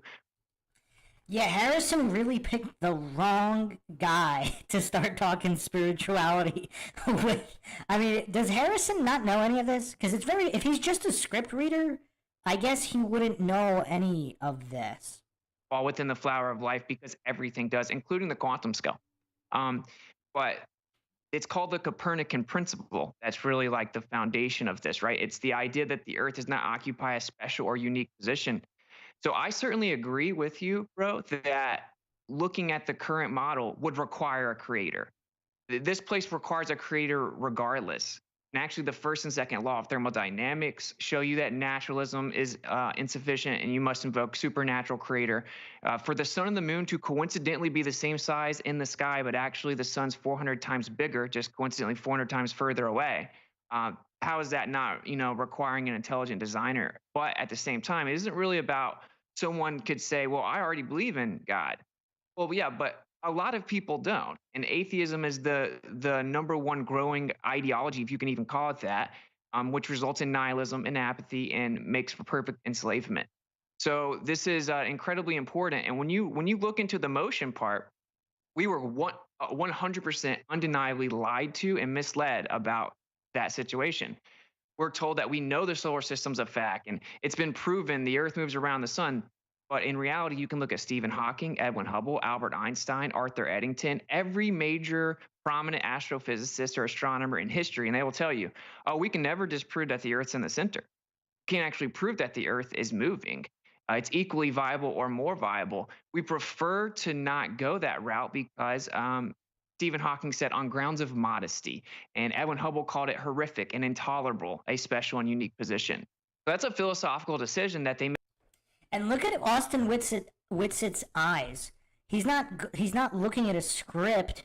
I mean, maybe he's got bullet points, but he's looking all over the place, and he's clearly very eloquent in his delivery. I mean, like I said, I've been studying logic, and I've been studying debate for quite a long time. I don't want to say exactly how long, but it's been many, many years. I've never seen anyone even close to as good as Austin Whitsit, which is actually astounding given how young he is. I don't even remember the first debate I saw Austin in, but I was absolutely blown away. I was mind shocked. I mean, this guy's eloquence is just off the charts, and his logical consistency, even if he's wrong about the shape of the Earth, again, I make no claims about any of that. I'm just examining the argumentation. His argumentation is second to none on any topic, and I'm including myself in that analysis. For the world, and then misled the world about what it actually was. So that's important, and we can obviously get into the specifics. You can 100% prove the Earth is not moving. It was done in 1887 with the Michelson-Morley, and it's been replicated many times since. Matari Sensei brought up Andrew Wilson. I think you brought him up before, if not somebody else. Andrew Wilson's a powerhouse debater, but I mean, he does have holes in his game. I got sent a lot of Andrew Wilson debates. I'll examine them. He's not. I wouldn't say he's anywhere near as good as Austin. However, in that sphere of red pill debating or whatever you want to call it, he might be the best in that area of debate. I mean, he's really good. He doesn't commit logical fallacies often, but he does have big blunders here or there. I've yet to see one from Austin. Austin commits some fallacies here and there too, but I've never seen him make any kind of massive blunders. And what happened was they brought in Albert Einstein, flipped physics all on its head to keep the Earth moving around the sun. And that's why all physics is at a standstill now, because they threw out the electrical field theory understanding of a background medium, or what is called the ether. They kept the Earth moving through space, and now we have this compartmentalization of physics that doesn't all work together. So to not overload everyone, my point there is that's one major part of it. Yeah, if the Earth is in the center of the universe, it had to be created. And I get you could argue that it would have to be created either anyway, but you have a much stronger illusory position of confidence when you say, oh, well, the universe is so big that the Earth is this tiny speck of dust in this ever-expanding universe, and just based on mere chances and probability, the Earth could exist and be habitable, right? And that is the type of thinking that leads people to the idea that, well, no, this place wasn't created. It was just random chance, and that it's literally the Copernican principle. Your theology is dumb in the chat, saying, flat or not, the geocentrism is the important point. There's a guy named Simon Schock. Really? His last name is Schock? Maybe we should have an interview with him on MindShock. MindShock with Simon Schock. With a remaking of the Brahe model with Earth in the center with a working model. Geocentrism is the point.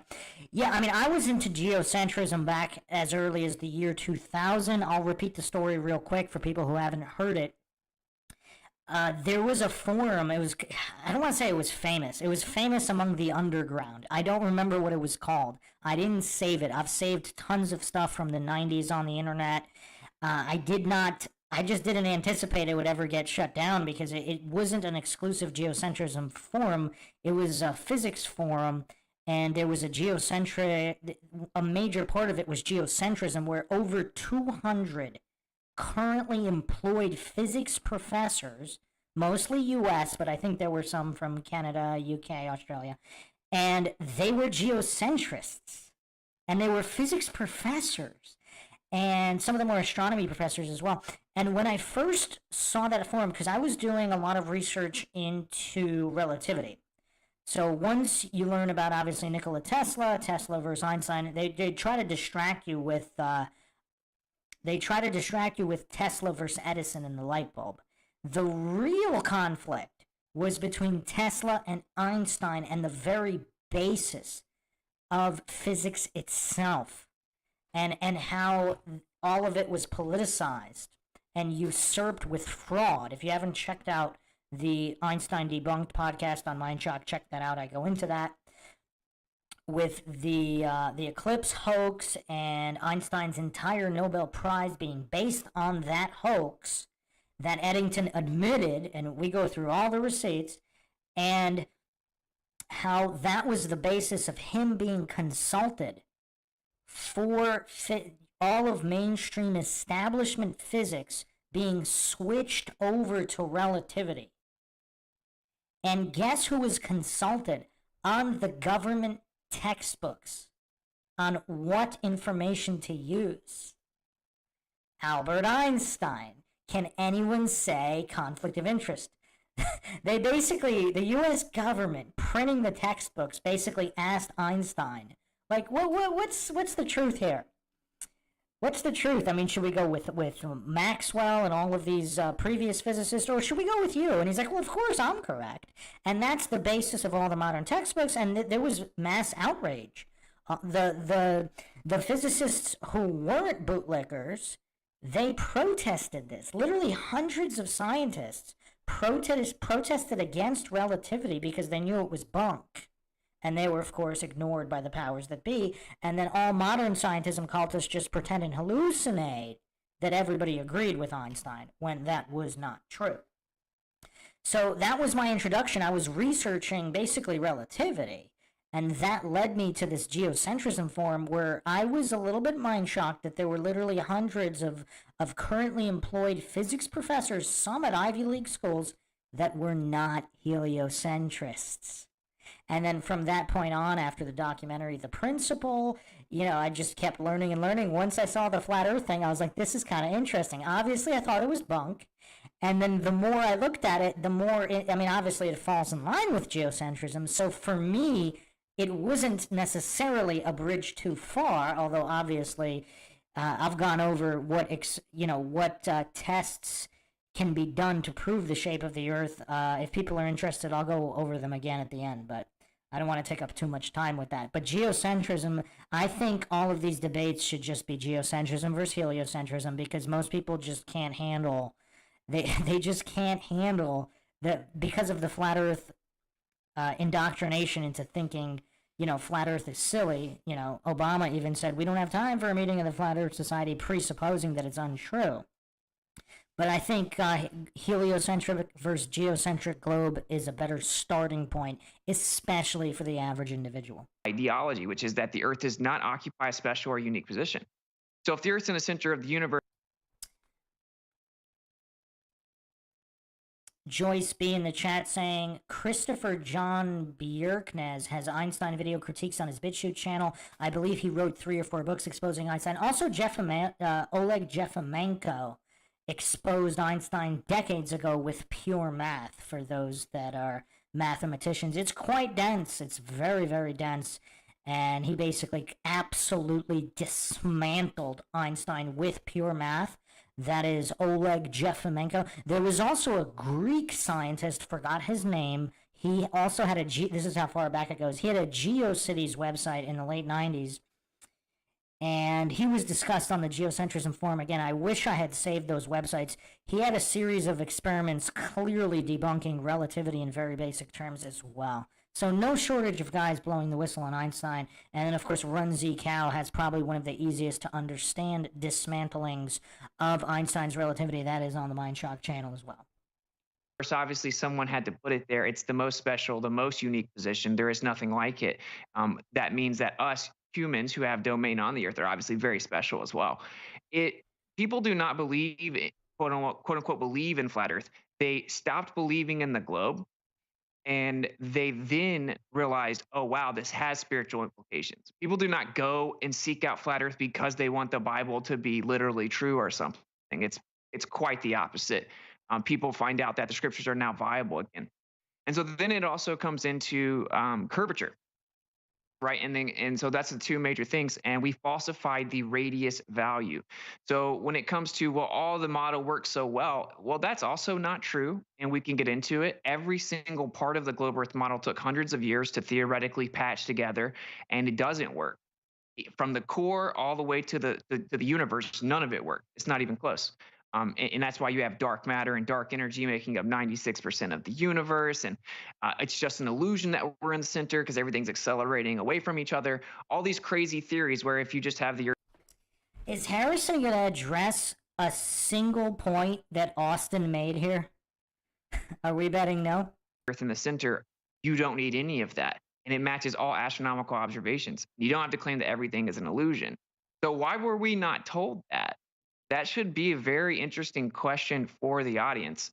You were lied to about cosmology, like just on its face, even if you want to believe we're moving through space and stuff. So, and then the curvature, obviously, if the radius value is falsified, the entire model is falsified, right? Because gravity uses that, day and night cycle uses that, everything uses that, alleged radius of orbit to go to space. All of these claims require that radius value to be true. The distances on the globe. So if it's untrue, the entire model is untrue. So that's a stillman of our position, is that we went to look for evidence of the globe and it wasn't there. And falsification is independent of replacement. That's such a critical point, that falsification is independent of replacement. That is such a critical point.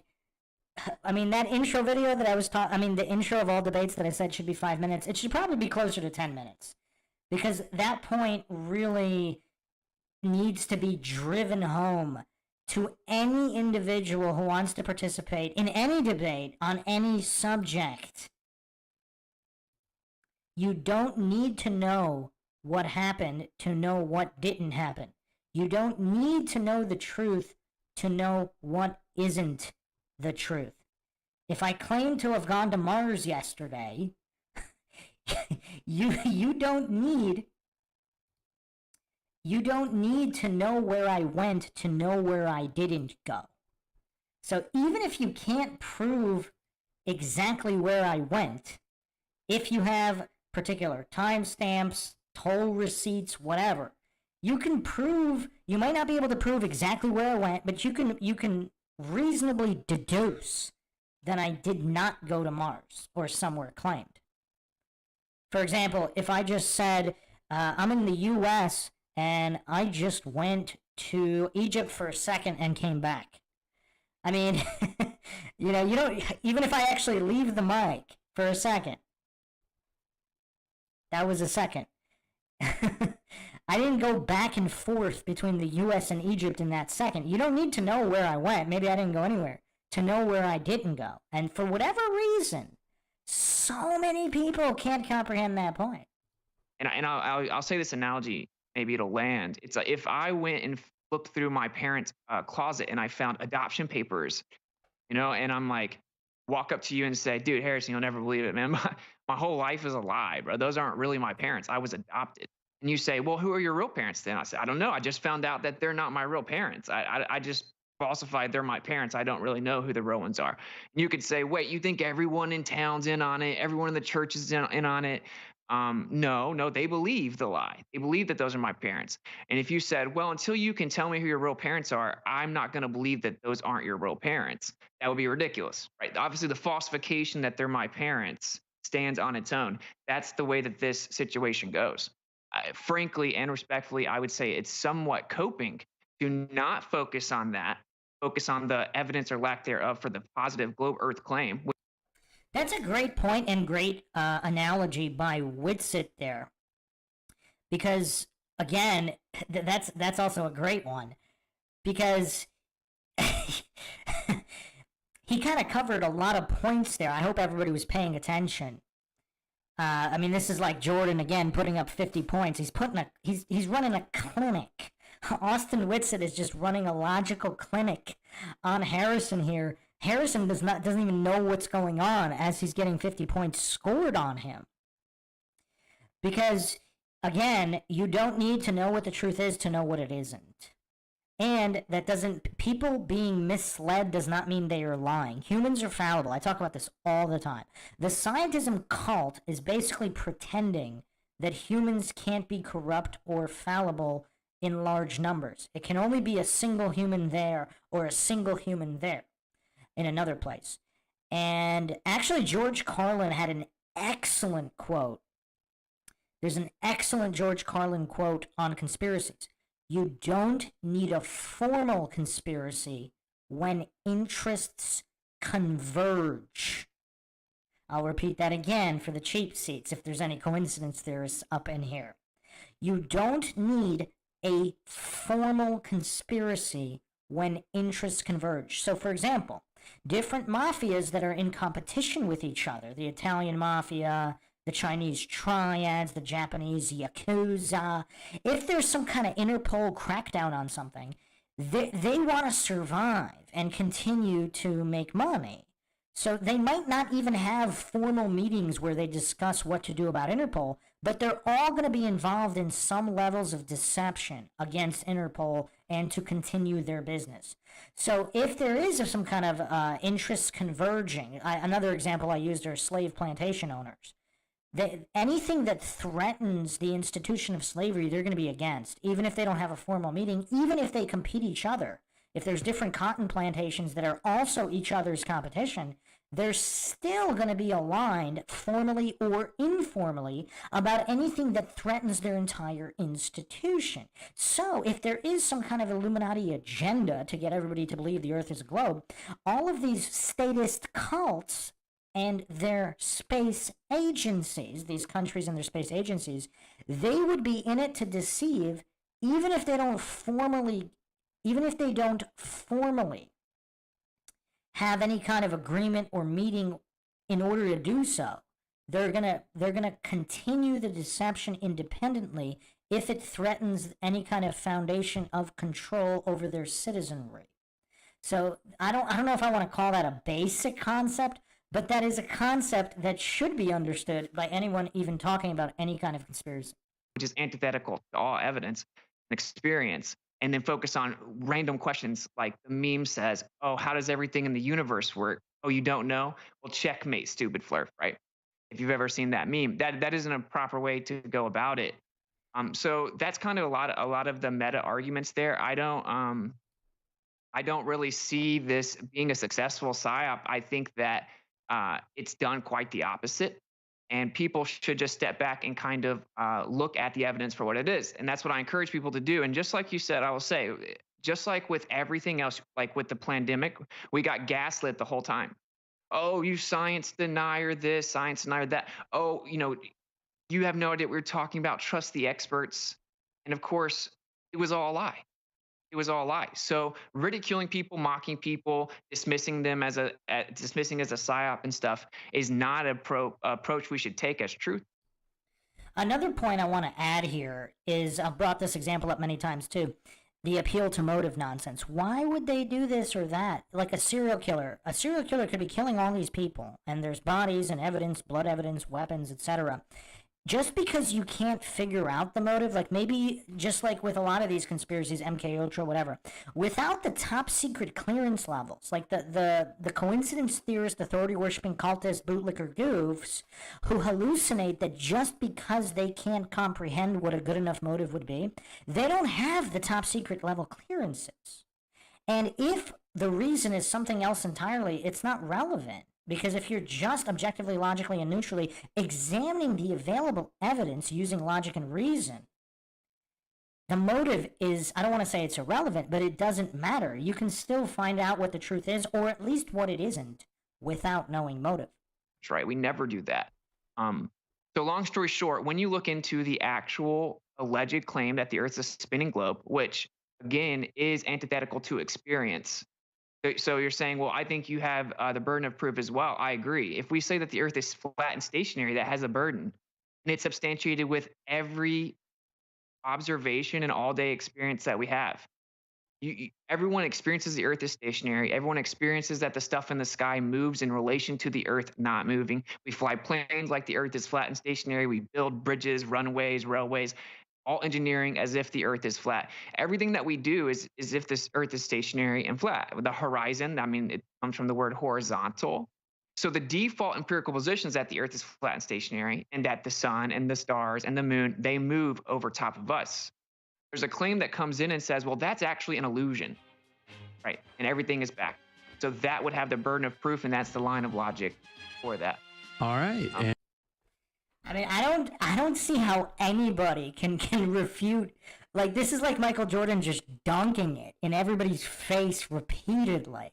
Like, what are they going to do to come back from that? Perhaps Harrison's best course of action for somebody who's a narcissist looking to indulge their ego, perhaps his only move here is to ignore everything Austin just said. I mean, obviously that would demonstrate that it's not good faith debate.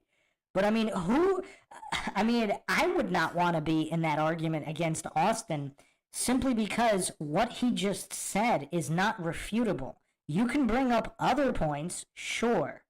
But how are you going to address exactly what Austin just said?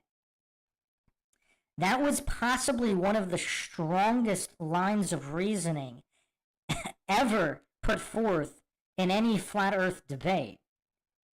Again, that it didn't prove any kind of conclusion on its own, but in terms of logical argumentation, that was probably the most precise and logically sound line of reasoning anybody has ever put forth in a flat earth debate.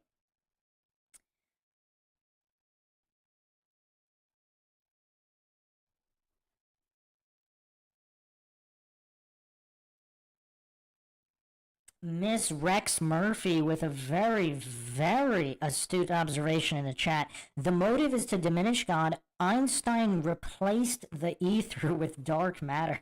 I mean, when you look at the theories of dark matter popping up, that is interesting. I mean, and not to mention, even quantum physics is going to the realm of everything being connected.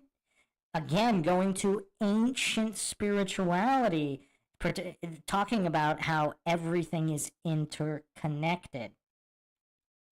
And that's what they came out with quantum matter. It seems like so-called establishment science always, not just one, but many steps behind the wisdom of the ancients. And with that, that is your time, and we are headed to break, guys. All right, fascinating stuff. We'll do open discussion on the other side. If you got any videos or anything we want to play, we'll get into it on the other side. Stay with us, folks. Go to InfoWarsStore.com to support this. I mean, I'm not being nice or not nice to Harrison. I'm just calling it how I see it and how I hear it. Ground control.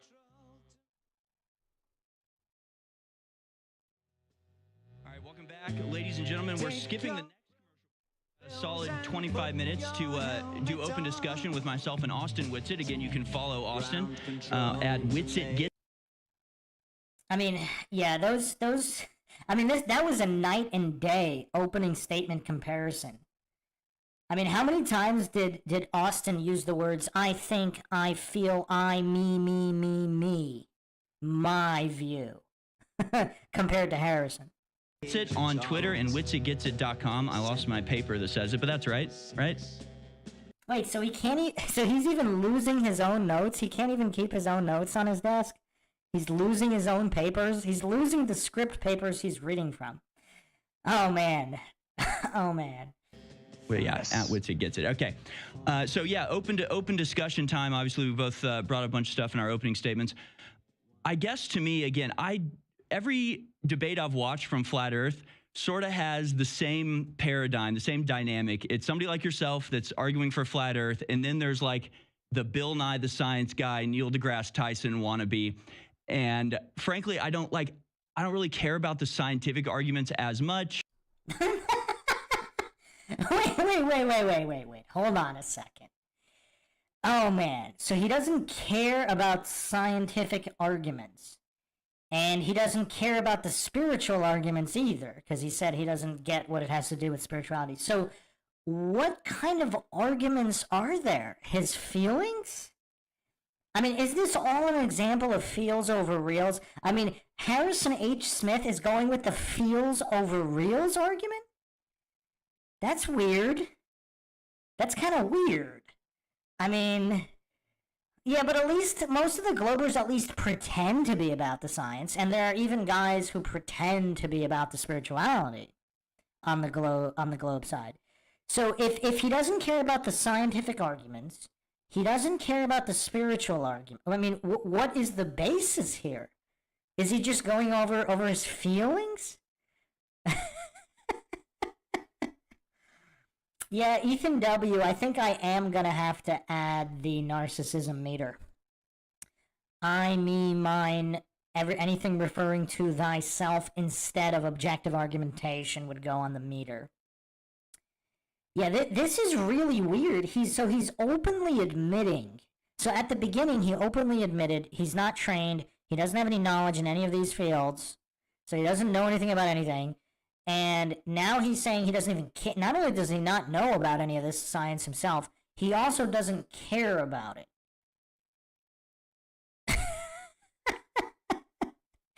I mean, this is very, very curious. I mean, I'm almost perplexed by the psychology of Harrison H. Smith here.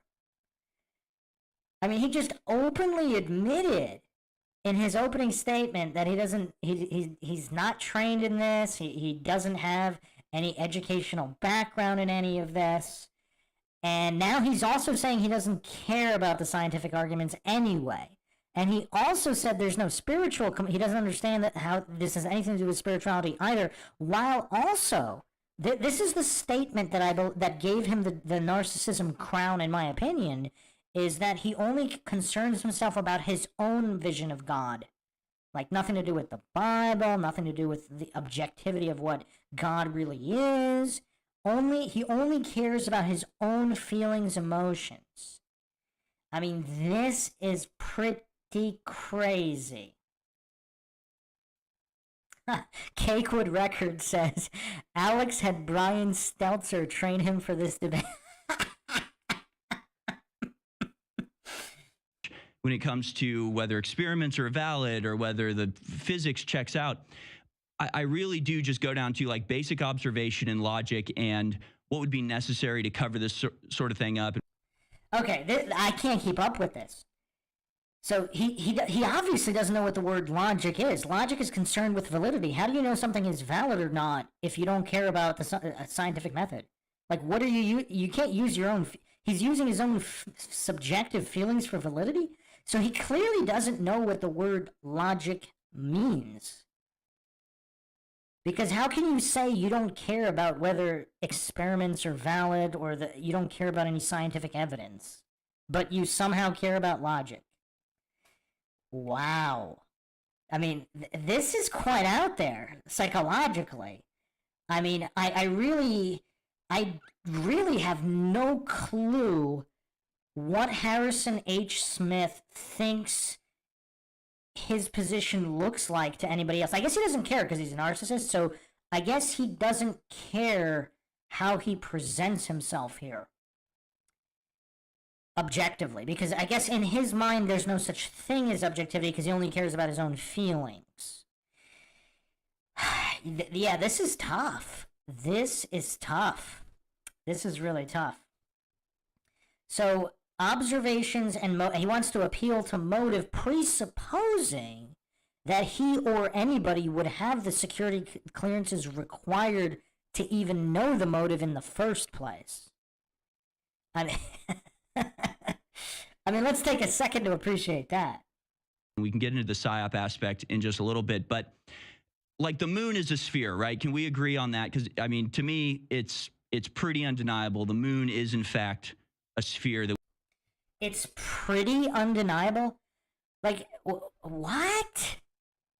I mean, how would you know either way? So, wait a second. Does he not know what a planetarium is? Is he the type of guy who thinks train tracks touch in the distance because they look like they touch? Is he that type of goof? I mean, wow.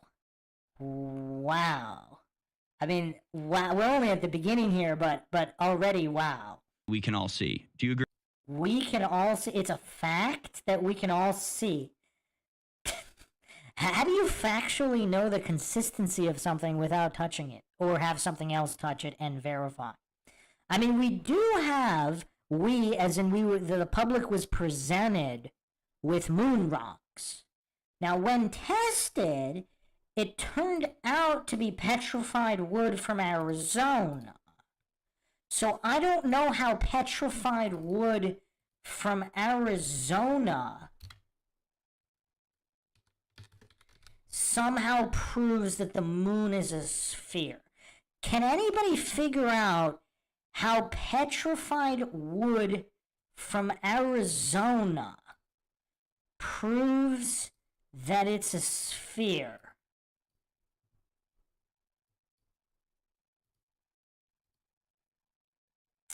This is NBC News here. Obviously, this was reported on many news outlets, BBC.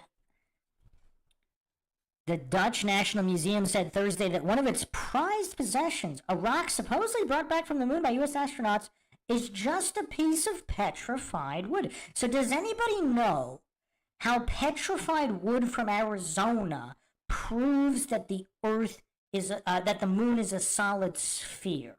I mean, I'm having trouble with that one. Does anybody in the chat know? I mean, I don't know. I don't know, man. I just don't know. Again, is Harrison H. Smith... So Harrison H. Smith does believe in the Apollo landings? I mean, I don't know.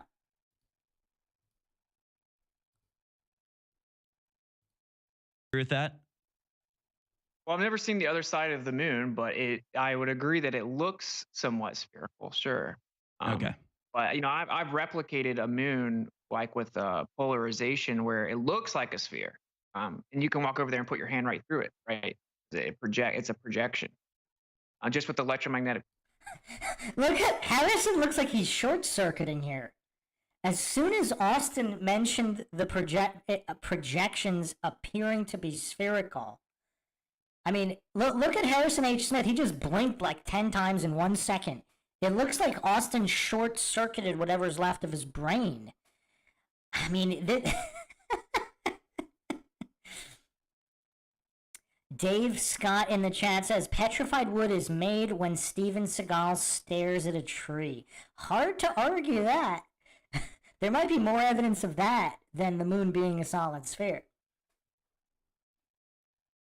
Polarization in the atmos, you could have I don't know what the moon is, but I would agree, yeah, it's certainly round and looks like it could be a sphere. I've never seen the other side of it before, so I can't say I know it's a sphere, right? I mean, look how logical Austin... I have to give Austin some more credit here, because in most debates, you have goofs on either side claiming to know things for sure. Because how would Austin know whether it's a solid sphere or not? He doesn't pretend to know. That's the difference between a true scientist, someone who's objective, logical, and neutral, instead of jumping to conclusions just to soothe their dissonance. Coincidentally, we see the one side. But the shadows on the moon certainly make it look like a sphere, right? I mean, unless you have... Wait, the shadows on the moon make the moon look like a sphere? What? What? Wait, so he thinks a projection can't have shadows? This is weird. Not to mention, if there's some kind of advanced... Because let's say you're an ant walking into a planetarium. you have no idea, if you're an ant, how the projection machine even works. So why would a non-solid object, why would it be impossible for shadows to be generated on a non-solid object? Oh, we got Robot Polisher in the chat. One of the all-time greats in on Twitter and making videos. We just played one of your videos before. It was exposing Harrison's hypocrisy, and we were also kind of going back and forth on how often he reads from a script. Another explanation for why the shadow moves the way it does across the moon. I mean, it basically has to be a sphere, right? I mean, it has to be a sphere, right? It's like he's desperately pleading for Austin to agree with him. This isn't debate.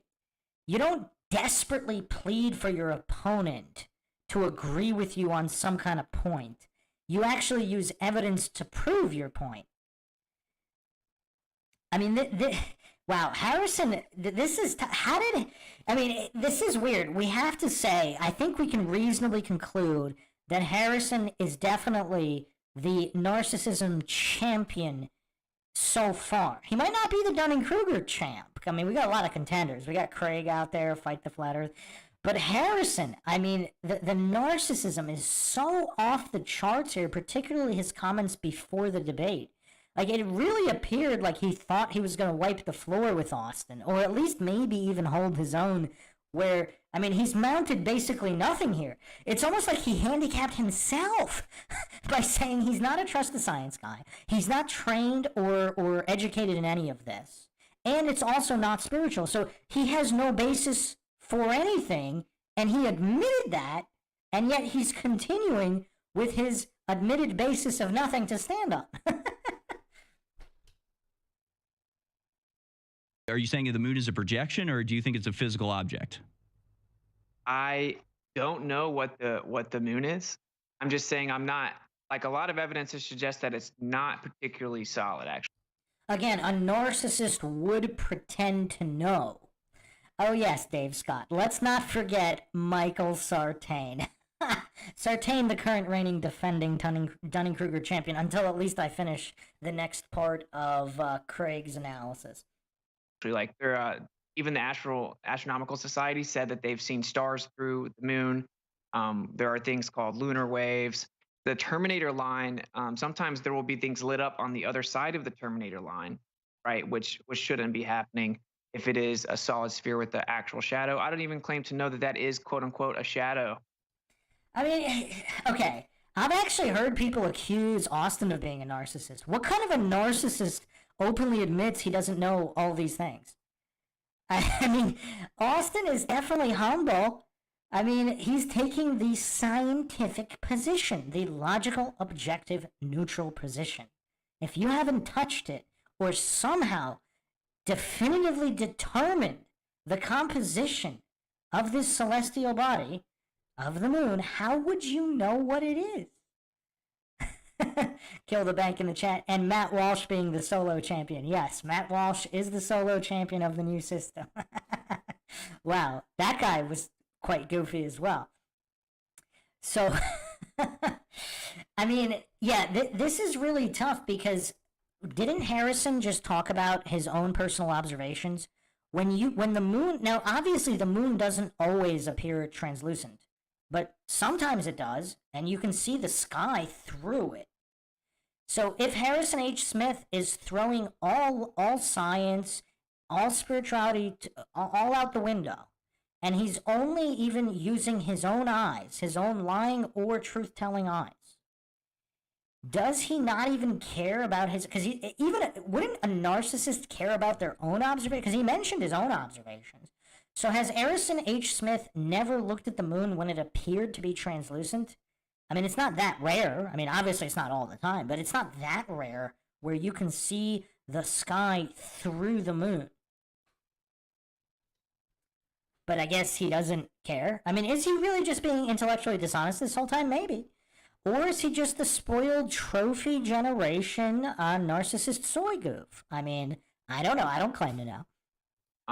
we can replicate that with polarized lenses. It can just literally be like a plasma polarized lens, and it could be solid for all I know, and just be optically displaced within a medium. Both models, I think, is when you start hearing the stuff you've never heard, it sounds like I'm just reaching, making stuff up. But no, but both models claim that the sun and the moon aren't actually where we see them, right? That they're apparent positions. So that's interesting to know. Does anybody actually think Harrison knows the difference between apparent and true?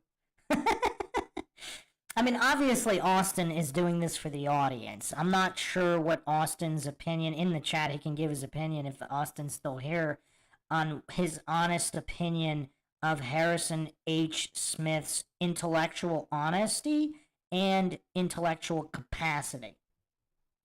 It could be a solid sphere and just not where we see it. It could be relative to each observer based on their angle to it. So, but this is what I will say, that is actually kind of a meme. And normally people do want to, like, what's the moon? I don't know, man. I just know that the Earth is not what they said. You know, can I ask you a question? Like, you're like, you said you're just kind of into observation, right? That's what made me a flat earther, bro. Because I did not want to be a flat earther. Okay, let's just get that out. Like, it discredited everything I ever said, right? I'm like the conspiracy theorist of my family. So, like, all of a sudden I'm going to come around saying the most ridiculous thing ever. I'm immediately discredited. So right. I went out and looked, though, bro. You can see mountains from 300 miles away. They should be 2-3 miles below Earth curvature, and you can see them. Well, we'll talk about curvature here in just a second. But, you know, again, it seems to me. Again, it seems to him and only him, because if he doesn't care about the scientific method or scientific experiments, then he's only going on seems to himself. And I'm not even sure if he's going on seems to me. Like, I would ask him, what does it seem to you when the moon is translucent and you can see the sky through it? Like, what does that seem to you? Here's the tweet.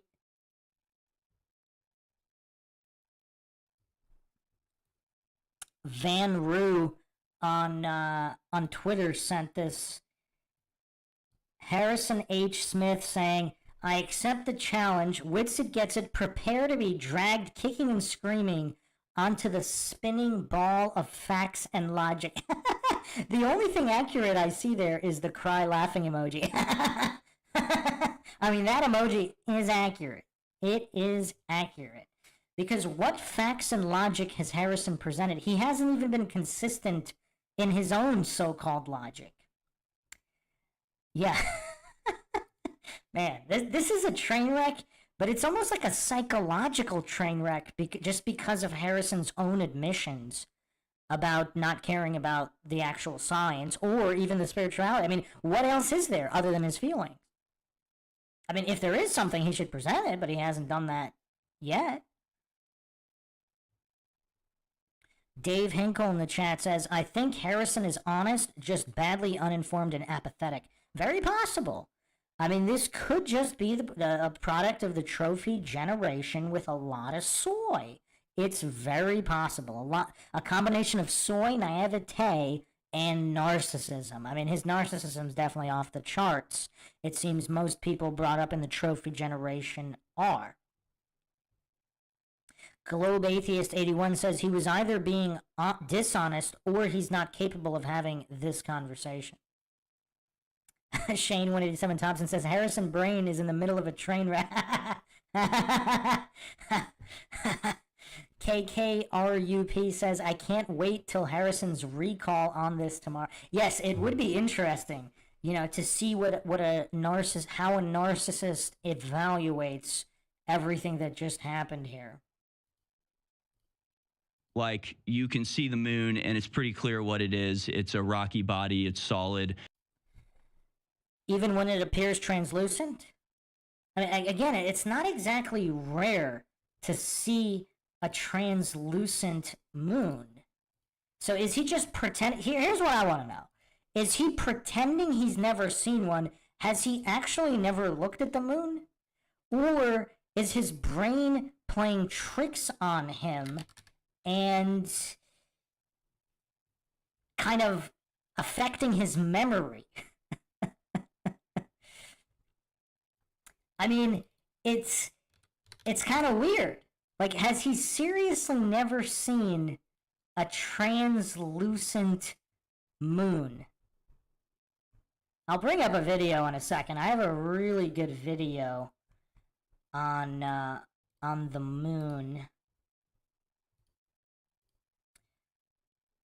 If YouTube lets me put it on the screen, which it might not, because YouTube likes to do its own thing on some of these topics. Also, on any of the true crime podcasts, I don't believe I ever have issues putting anything on the screen.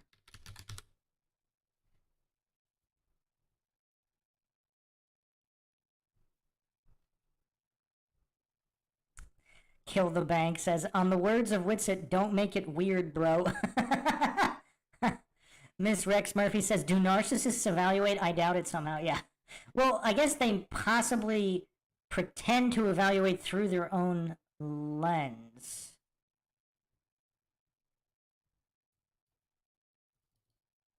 Yeah, YouTube does not want this video on the screen for some reason. Huh. I hate when YouTube does this, and it makes me more determined to make it work.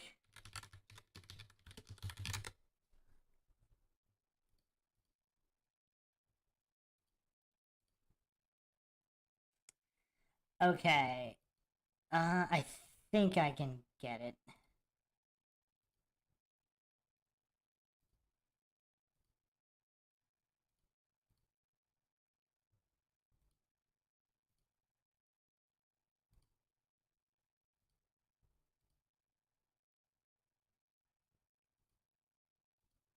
Or maybe not. Hold on. Give me another minute.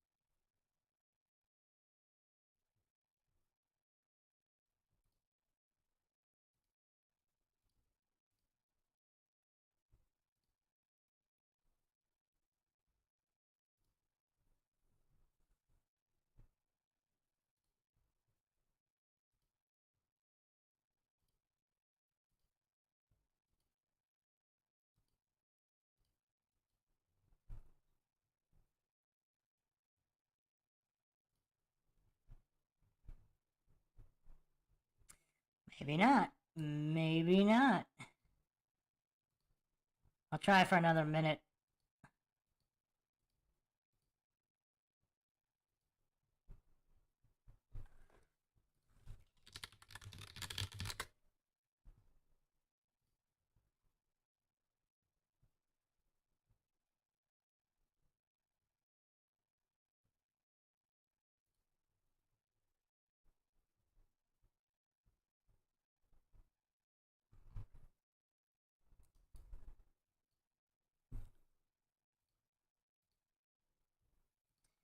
Oh, man.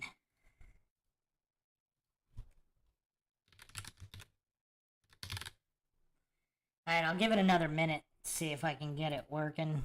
But I think a lot of people have seen the moon look translucent, at least appear to be translucent.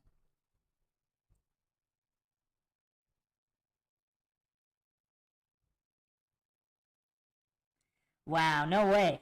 Math THFCX said, Harrison also said on Twitter earlier in the week regarding flat earth and globe earth information, quote, I can tell you right now, there is literally nothing I have not seen. I know everything, quote, end quote.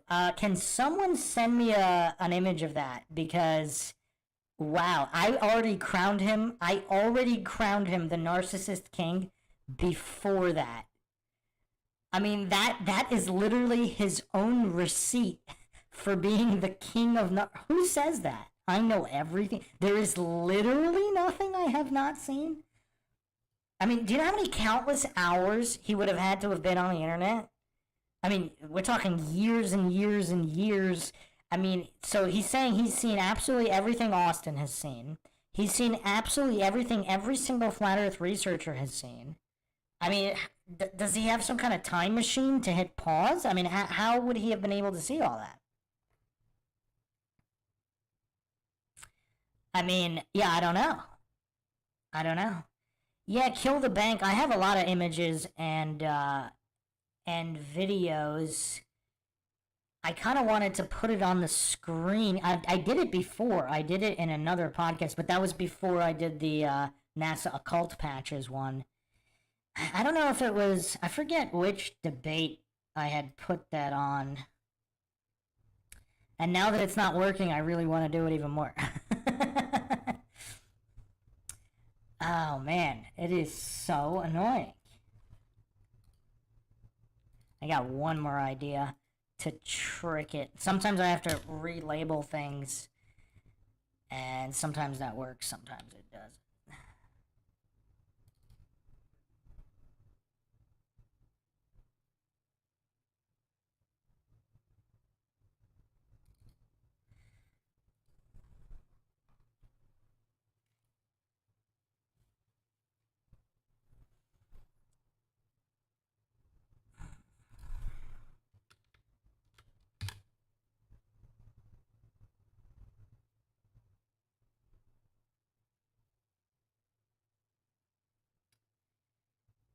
Yeah, it does not want to work.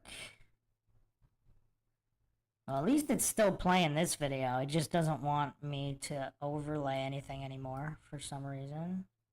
Or maybe just anything relating to the moon. Not allowed. YouTube put the kibosh on presenting any photos or videos of the moon over this particular video. I don't know, maybe this whole thing got flagged already.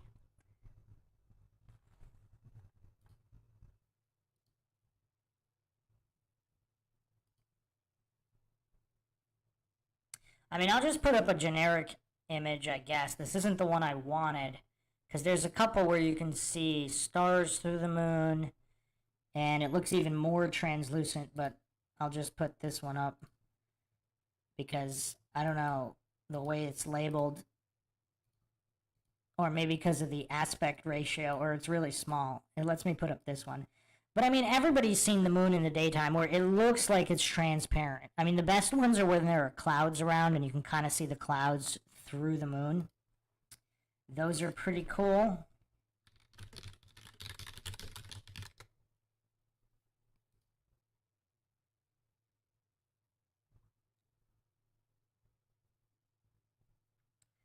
Yeah, I don't want to spend too much time on this, but I think everybody's seen the moon where it looks like the moon is kind of transparent. At least to the point where you're not sure if it is or it isn't.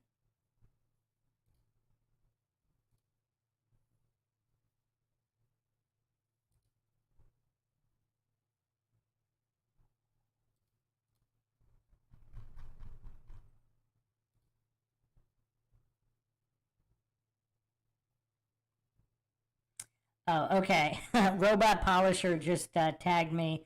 Let me screenshot his tweet here. Wow, and keep in mind, I already crowned him the narcissism champion. Now this basically sets it in stone. I mean, the level of narcissism here. Now, I don't know if he's half joking. I don't know if he's limiting the context to Flat Earth or not. But here, I'll put it on this on the screen. It should let me do that.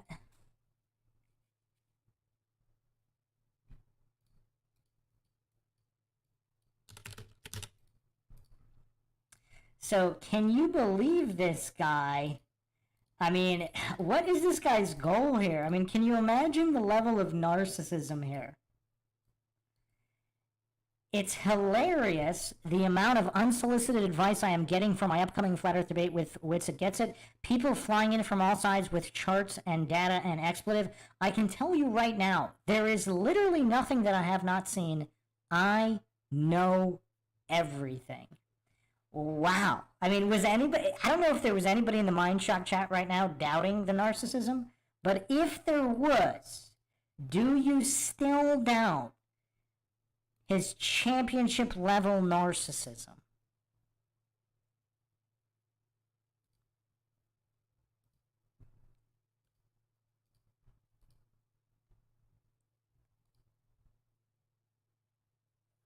Does anybody still doubt it? I mean, does anybody doubt it? I mean, if I had seen this before, because I guess maybe I was giving Harrison too much credit at the beginning. But this is why I like to do most of these blind, because I don't want to presuppose, I don't want to be influenced too much. But again, I crowned this guy, as soon as he starts talking about his own personal vision of what God is. I mean, the level of narcissism, complete disregard. He claims to be a Christian. I mean, he's even got a cross. Look at this. He's even got a cross in his name on Twitter. And he is saying he's only concerned with his own personal vision of God. I mean, this is crazy. I mean, wow. Again, I'm not saying this proves he's genuine or not genuine. I have no idea. But what we're observing here is his narcissism is absolutely off the charts. Wow. So is this like a middle school mentality where he already thought he was the best, so he didn't really prep? Like maybe he watched a couple of videos on the side, like while he was watching TV and eating Cheetos, and he just had some flat earth videos playing in the background, so he didn't actually pay attention to them because he thought he didn't have to. Is that what this is? Is that what this is? I mean, wow.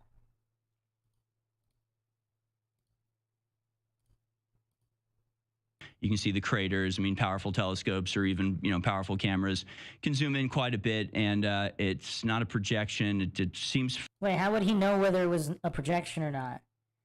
I mean, you can zoom in on the moon in a planetarium as well. I mean, has this guy never been in a planetarium? Fairly solid to me. It looks fairly solid to him. So, to me, this is... Wow. Okay, we have to add the narcissism meter. And in the new logical analysis system, we have fallacies per minute. We're going to have to add a narcissistic tendency per minute. I mean, how often is he saying to me, I, to me, my, me? Obviously, just because the moon is a sphere doesn't mean the Earth is a sphere. And I know the argument that I've heard quite a bit is like, just because pool balls are circular doesn't mean the pool table is circular. Yeah, that's true. Just because the moon is a sphere does not mean that the Earth is a sphere, but it might kind of be like a hint, right? It might kind of be a clue, and it sort of... It might kind of be a hint. How so, though? If you're in a warehouse thousands of miles wide, or even in a basic planetarium, how does the celestial body, the either projection or the light bulb in the ceiling, how does that might be a clue in Harrison's mind here? I wonder what he's thinking right here in this moment. It looks like he kind of realized that this wasn't going to be as easy as he thought. I mean, it's kind of hard to tell. I mean, this looks like a sad man right now. Like, I don't know if he thought he was just going to get his trophy right away, but I don't know.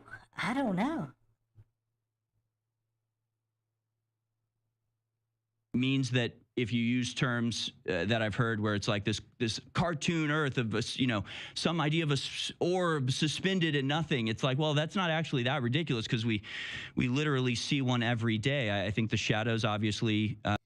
Wait, you literally see an orb? An orb of what? Wait, and how would seeing the ceiling light in a warehouse, like, what? I mean, he's building a house of cards on top of a house of cards while admitting it's a house of cards. I don't know if we've seen this before. I mean, I really don't think we've seen this type of so-called debate before. Show that it's a sphere. And then you have things like the eclipse. And, you brought up the fact that the sun is 400 times the size of the moon, but 400 times away. So it's, a perfect match.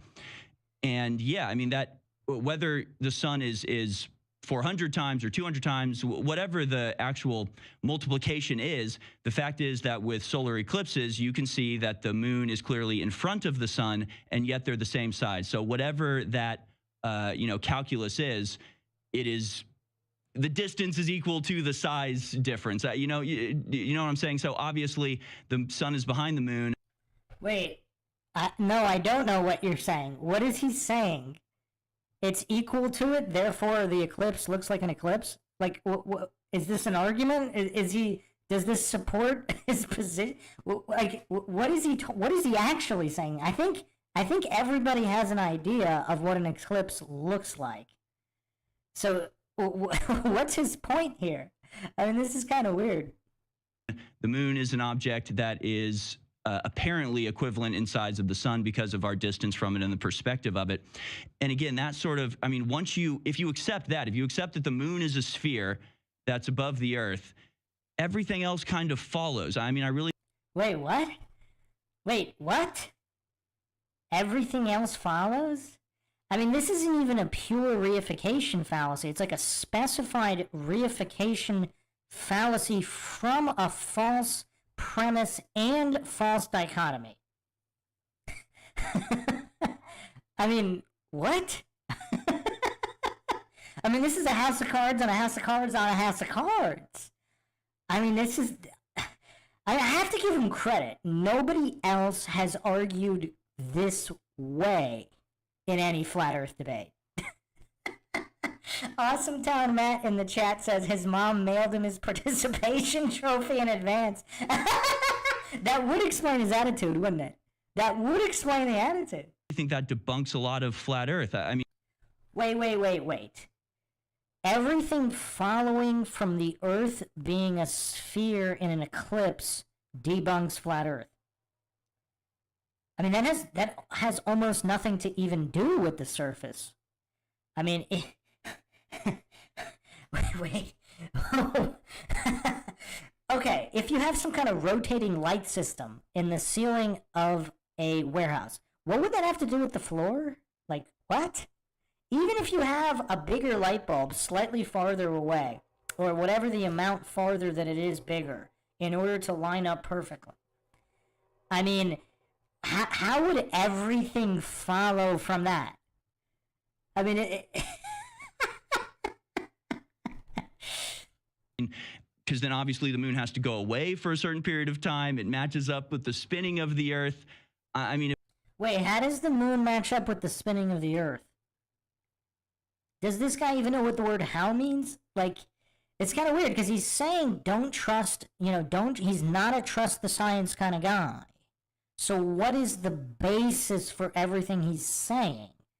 Because if he said don't trust the establishment, don't trust the science, that's where this information is coming from. So if he still thinks it's true, where's the basis for that? He's not saying here. If the moon is a sphere and is a solid object that's floating above the earth and circling around it, I mean, that seems to me like it doesn't necessarily prove that we are circling around the sun, but it certainly proves that the earth is a sphere. And Wait, what? How does the moon lining up with the sun, solid objects or not, prove that the earth is a sphere? Wait, what? the moon is circling around us, right? That, to me, again, that's just imminently observable. Eminently observable? What? Okay, I don't know what level of English this guy's on, but clearly it's not very high. Like I said, it could be a sphere. It does somewhat look like a sphere. I mean, look at Harrison's face. Is he only thinking about the participation trophy he already got? So is that why there's this massive disconnect? I'll just say, stars have been seen through the moon, it appears. I think that reality is way more mind-blowing than we know, and people think they have answers to everything, but really when you look under the hood, there aren't answers for everything. But if we kind of talk about that, if we use like Occam's razor, that which requires the least amount of assumptions is most likely to be true. Doesn't mean it is true. but we see the sun and the moon appear to be the. I don't know if Austin's just keeping it simple here, but that's not Occam's razor. Occam's razor is if the theory with the least amount of assumptions, if the theory with more assumptions, the more complex theory can still be true if it matches.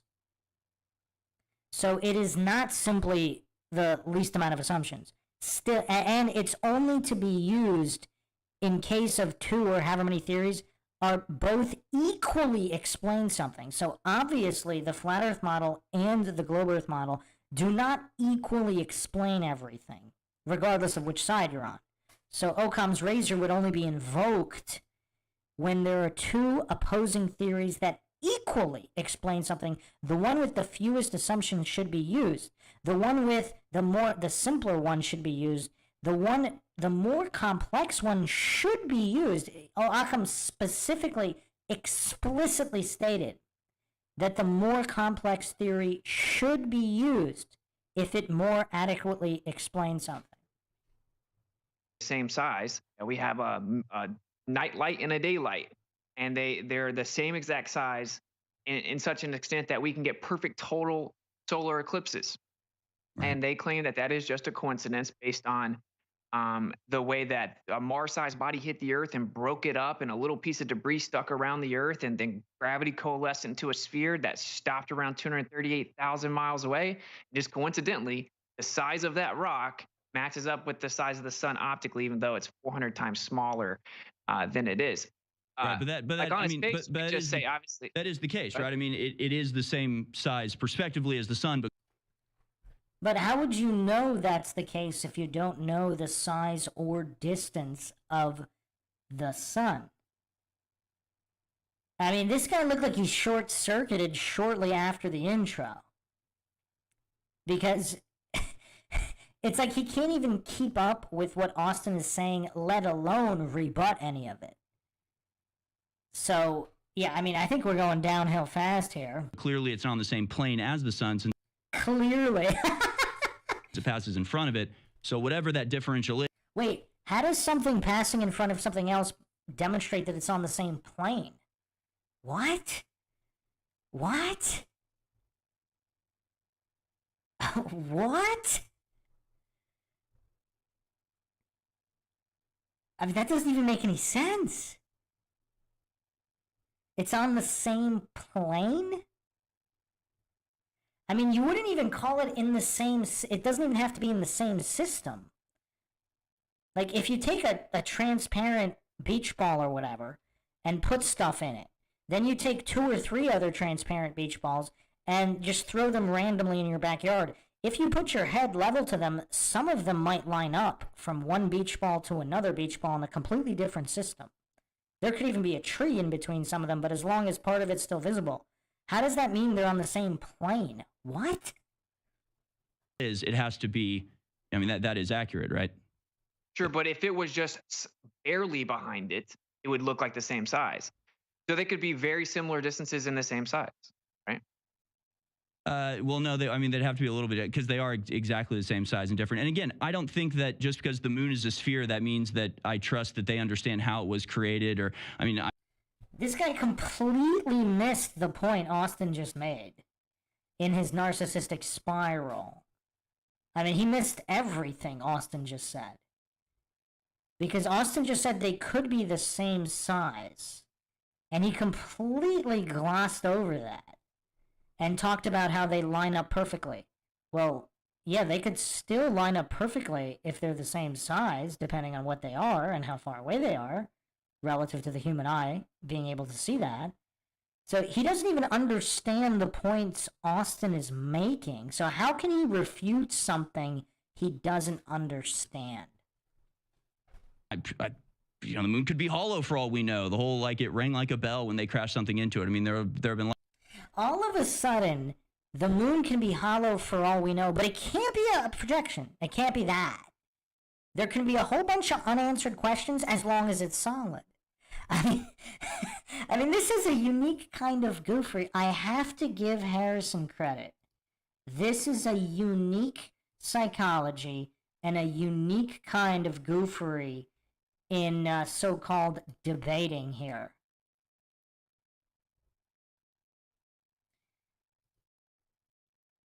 It's me in the chat says he doesn't understand that he doesn't understand. Yes, I guess there's a certain amount of Dunning-Kruger here, but it's more like he didn't even try to understand, because he thinks he's already right because he's a narcissist. So it's almost like he never even listened to what Austin said in the first place. So he never even got to the position where he would think he understood. That's what it seems like to me in this, just psychologically analyzing him here.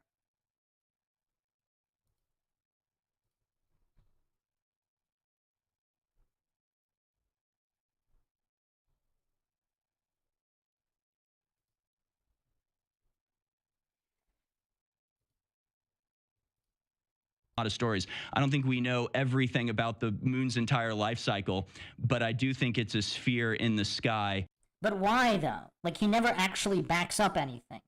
He just keeps talking about why he keeps talking about what he thinks, not why he thinks it.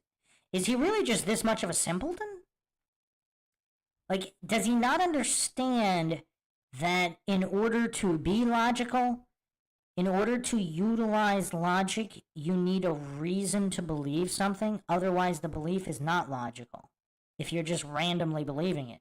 Because he hasn't given any support. He's just explained what he believed without explaining why or on what basis, while also clearly stating he's not a trust the science kind of guy. Which, you know, would hint that there are other spheres in the sky. It would hint that that's a possibility. It would make me question why the moon doesn't fall when everything else falls to Earth because of gravity.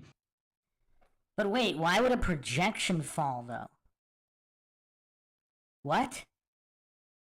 And why would electromagnetic forces not affect matter when they are an innate property of matter? So, which this guy claimed he's not trained or educated in any of this. So why was he even asking this? Why is he even doing this debate in the first place? But why is he pretending that things don't explain it, which clearly do, which he admitted he knew nothing about, while also saying he knew everything? I mean, he's a unique kind of goof. You have to hand it to him. He's a unique kind of goof.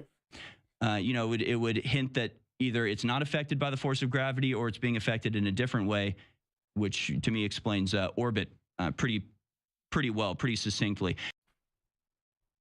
Austin in the chat says, I was trying to say if we apply Occam's razor to the sun and the moon appearing to be the same size specifically, then obviously the explanation they're just the same size has the least amount of assumptions. Yes. Yes. If we're not assuming distances and sizes, if you're just looking at that. Yeah, that's true. Well, the issue is Harrison didn't really listen to anything WITSIT said anyway. Because so Harrison was kind of, in Harrison's mind, it seems like it was already irrefutable. The sizes and distances were already irrefutable, therefore it wouldn't be an assumption to assume size and distance. That appears to be the case in his, however, minimally processing mind. But yeah, I got you, Austin. Yes, that would be true. I want to show a couple images here, because this again sort of illustrates to me that not only is the moon a sphere, but it's being lit by a light source that is extremely far away. We can go to some of the... Wait, compared to what? Like, how would Harrison and his feeble mind, or anyone, how would you know how far the light source was, or how powerful it would be? And how would it look different if the sun was half the distance? If the sun was half the distance, would the moon, how would that affect the moon? Like, what's the base, like, how can he compare if he doesn't know what that would look like? Or if the sun was 5 times the size or 1/5 the size? Like, where's all the comparing and contrast? Like, how would you know if all you have is what you see up there? You don't have anything to compare it to. Pictures called Ball and Moon. And there are a couple of these, but you can do it yourself. If you see the moon during the daytime and you hold a ball up, they have essentially the same shadow. Okay, so WITSIT did give his opinion on what was going on. Whitsit says, I think Harrison was just reading his next scripted talking point every time I was speaking, to be honest. Yes. Well, not only that, it appears like he wasn't listening anyway, like regardless of anything. Like if that was the plan from the get-go, if he's intellectually dishonest anyway, there was never any plan before it even started to consider anything Austin was saying. That actually would explain, a few things. Although, I mean, he still made it a point to make his narcissism very obvious. It will be cast on the ball as the moon because they're both being lit by the same source. Wait, what? What? Okay, wow. Okay, I really don't want to spend like an hour on this because... so, if this could be a false premise. This is definitely a reductive logical fallacy by Harrison here. So a reductive logical fallacy is where you kind of pretend and presuppose there couldn't be other variables. Like, for example, opaque celestial bodies. I will put this on the screen. I know, just, again, I don't expect everyone to have watched all of my other podcasts, but this is also sourced directly from NASA and the establishment.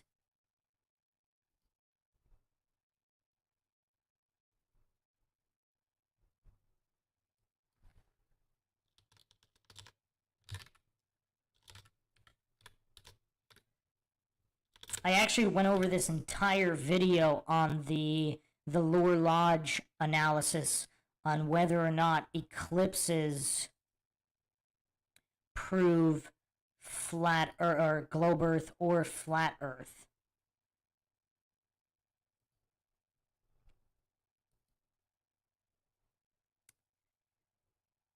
And of course, YouTube is being glitchy as usual, but I think I can get it.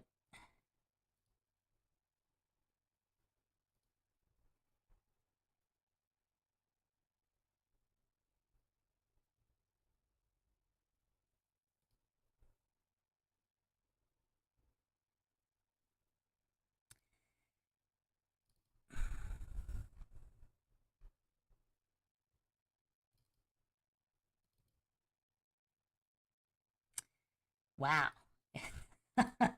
This is quite annoying. Okay, hold on a second. I will definitely get it on the screen.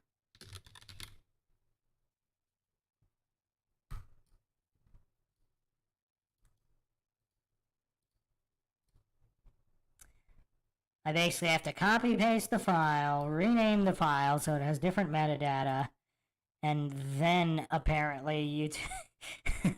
It's like YouTube keeps a record of everything. YouTube keeps a record of everything, so you have to create files with new metadata in order for it not to be on the list of what you can't show. So I have to constantly create. Maybe I shouldn't have just said that. They're gonna come up with an algo to block that as well. But there's a clip. Do eclipses prove flat Earth or globe Earth?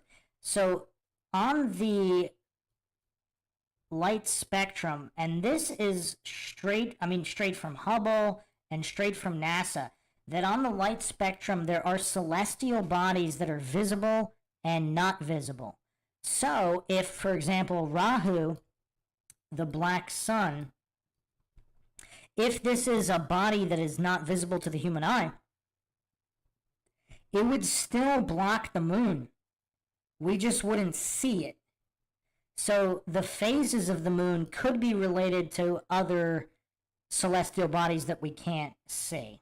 Again, I am not saying that this is the actual way that it works, but it could work that way. So if you're not committing reductive logical fallacies, you are not assuming that there are no other variables. Because, again, how often are there no variables, like ships disappearing over the horizon allegedly? Well, first of all, precipitation exists, waves exist. Then the true horizon is also not the apparent horizon. So there's always many variables in everything.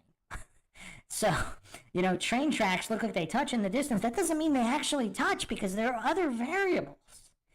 So again, here he's committing all these fallacies and even bringing up this example. Now, if you don't know how far or what size the sun is, or even the mechanics of how the light is even being emitted, then how would you be able to answer this question? Which would be the sun, which would be extremely far away. So how would this happen without an extremely far away sun lighting both the ball and the moon? Well, for one, they actually don't look entirely the same, right? You will actually see that there's a gradient of light on a pretty spherical similar, object. Pretty similar. His appeal to similarity. Pretty similar. That means we ignore all variables. They are somewhat similar. Yeah. Yes. That's how we made the model, right? We looked at the sky and then we created the model over hundreds of years. So of course it matches the sky. That's how we made it, the globe Earth model. But there could be a relationship between it being lit up, or there are many theories about it. Like everything, it could have an electromagnetic relationship. It could be charging up. It could all be within the same energetic cycle above us or whatever. I'm not even saying that they don't have a relationship. Many people have tried to, measure the moonlight and say it isn't hot, and there's all debate about that and stuff. But this is kind of what I was talking about, though. I get that this is probably even a good faith, genuine question. That's how you want to know how everything works. And since we've been given all these alleged answers as to how it works, we think, well, flat Earth has to replace everything I was told is true. But not really. We see a star through the moon. What they said can't be true. Like we just saw that the moon looks blue during the day, and we showed a picture of the Earth from the moon, which was NASA came out and admitted they photoshopped one of those pictures and didn't tell the public about it. Right, just a second ago that was shown. So I guess what I'm saying is do you agree that if the radius of the globe is falsified, everything else is falsified? So as to a question like, how would the moon work on a flat Earth? I don't know, but it is because we measure. Oh, wow. We got Feynman physics in here. You have a room full of people who have never learned relativity rapidity saying it is wrong. It's like writing a movie review without even watching the movie first. Wow. Wow. False premise to the max there. Not to mention straw manning.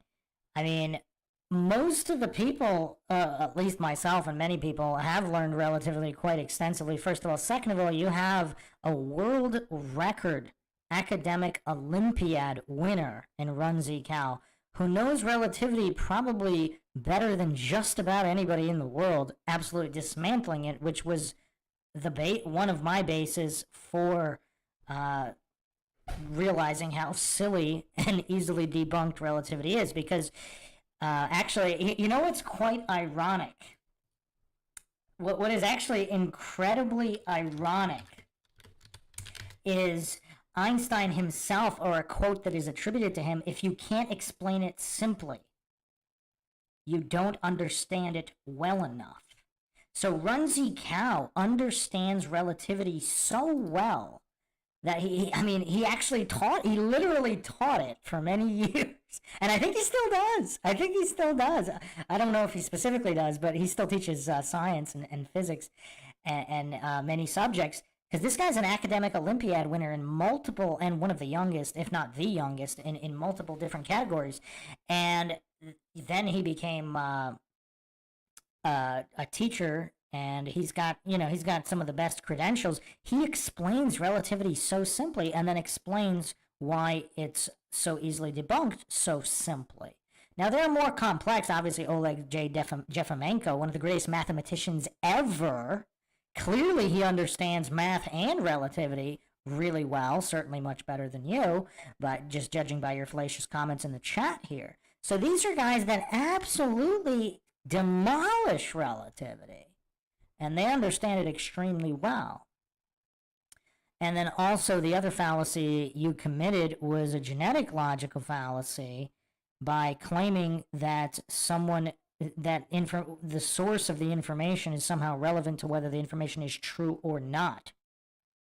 A movie review without watching the movie could still be accurate.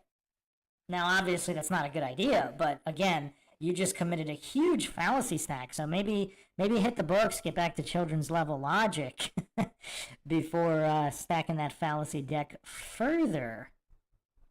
Feynman physics in here. You should read Feynman's quotes about science as well. The surface of the earth. I think that is the most important part. And I want to say this one more thing. When it comes to, you're right, it's like you can't look at the ceiling and say that's what the floor is, right? It's even more than that. It's if the earth is in the center of the entire universe, it would be illogical to think that it's like everything else. It's the only thing that's in the middle. Everything else was created to move around it, right? So that's an important distinction there. That most people don't point out. It would be illogical to say the earth should be like what's in the sky when everything in the sky moves around the earth.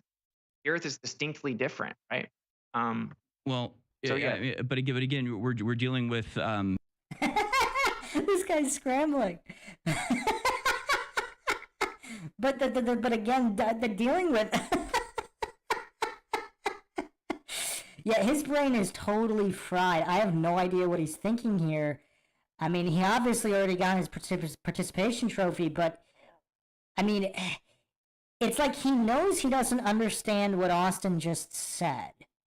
And his narcissism won't allow him to admit that, possibly because he didn't even listen in the first place. But regardless, it's like he's scrambling to say something to not look stupid as opposed to have an honest conversation. two forms of reality, the perception and the actual, right? So it looks like everything's circling around us, but that would also be the case if we were spinning. It would look like everything was circling around us. Wait, why? Why wouldn't everything be crisscrossing? Hold on a second. I mean, this is tough. This is tough. Again, I don't know how old this guy is. I mean, wouldn't even a small child in elementary school understand that if you're sitting in the middle, I mean, even Duck, Duck, Goose, when people are going around you, there's no crisscrossing. Like, anybody who's played in Rem in the chat saying he don't know what he is thinking. He doesn't even know what he's thinking.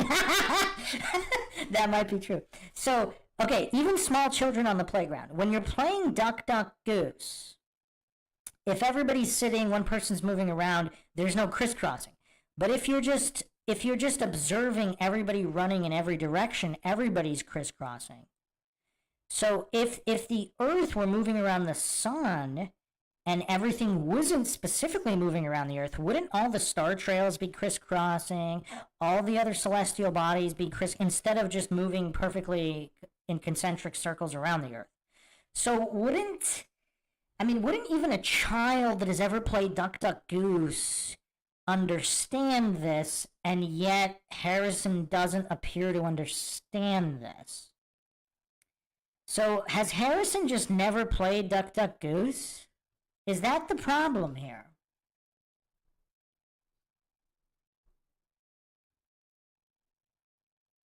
That would mean it was circling around us. So it doesn't seem to me like there's any evidence that Earth is the center. I mean, what about the mapping of planets? Because I know. So to him, it doesn't seem like there's evidence. Like, it's like he doesn't even care if there really is evidence or not. He only cares in relation to himself. I mean, again, the narcissism is so off the chart. I actually would not have guessed that somebody from INFOWARS might have more insane narcissism than, Craig or Sartain or any of these other goofs. KK Rep, Duck, Duck, Goof. Well, when we're dealing with some of these people.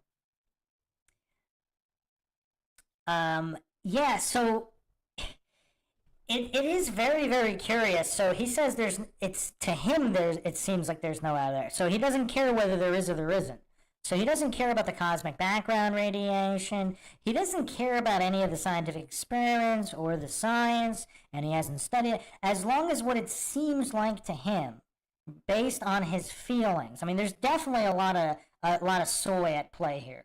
I think this guy's soy levels exceed Sartain's. Sartain's probably a juicer, so he might not have extreme soy. This guy clearly is so soy infused.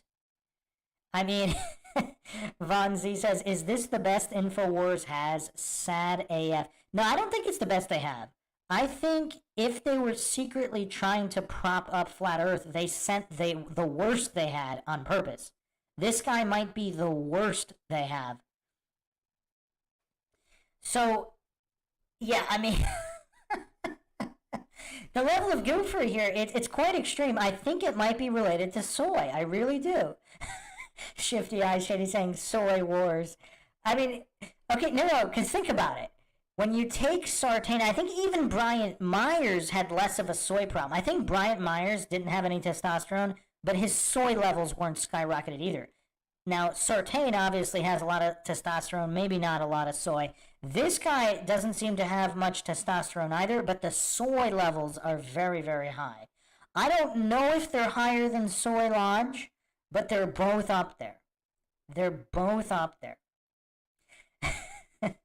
So I think the soy is related to the narcissism because his soy levels are so through the roof, he's only concerned about his own feelings and emotions in relation to a topic instead of actual objective reality and truth, the scientific method, logic and reason itself. That might explain this.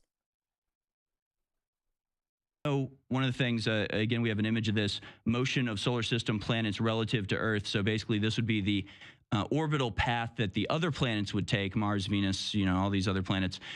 If Earth is assumed to be the center, and they're like, spirals. They're like, they move around a lot. I'll just leave this here while he's talking.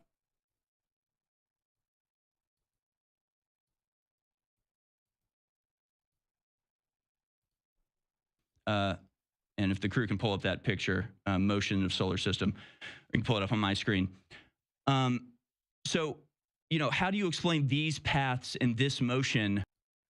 So he brought up some scribbles, and that's the best he has.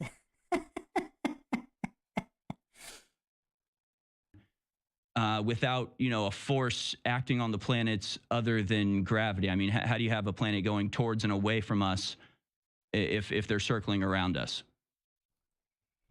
That question doesn't even make any sense. Not only is it a begging the question, logical fallacy, circular reasoning, logical fallacy, false dichotomy, logical fallacy, reductive logical fallacy, false premise, logical fallacy stack. Wow, the new system is going to have a field day with this guy.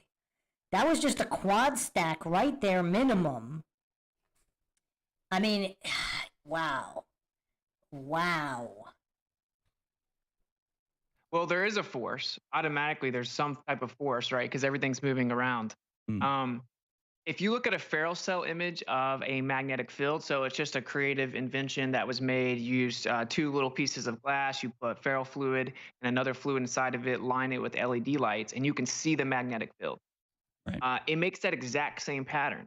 The Taurus field, sacred geometry, the golden ratio, that Taurus field, every one of those planets fit perfectly within a Taurus field.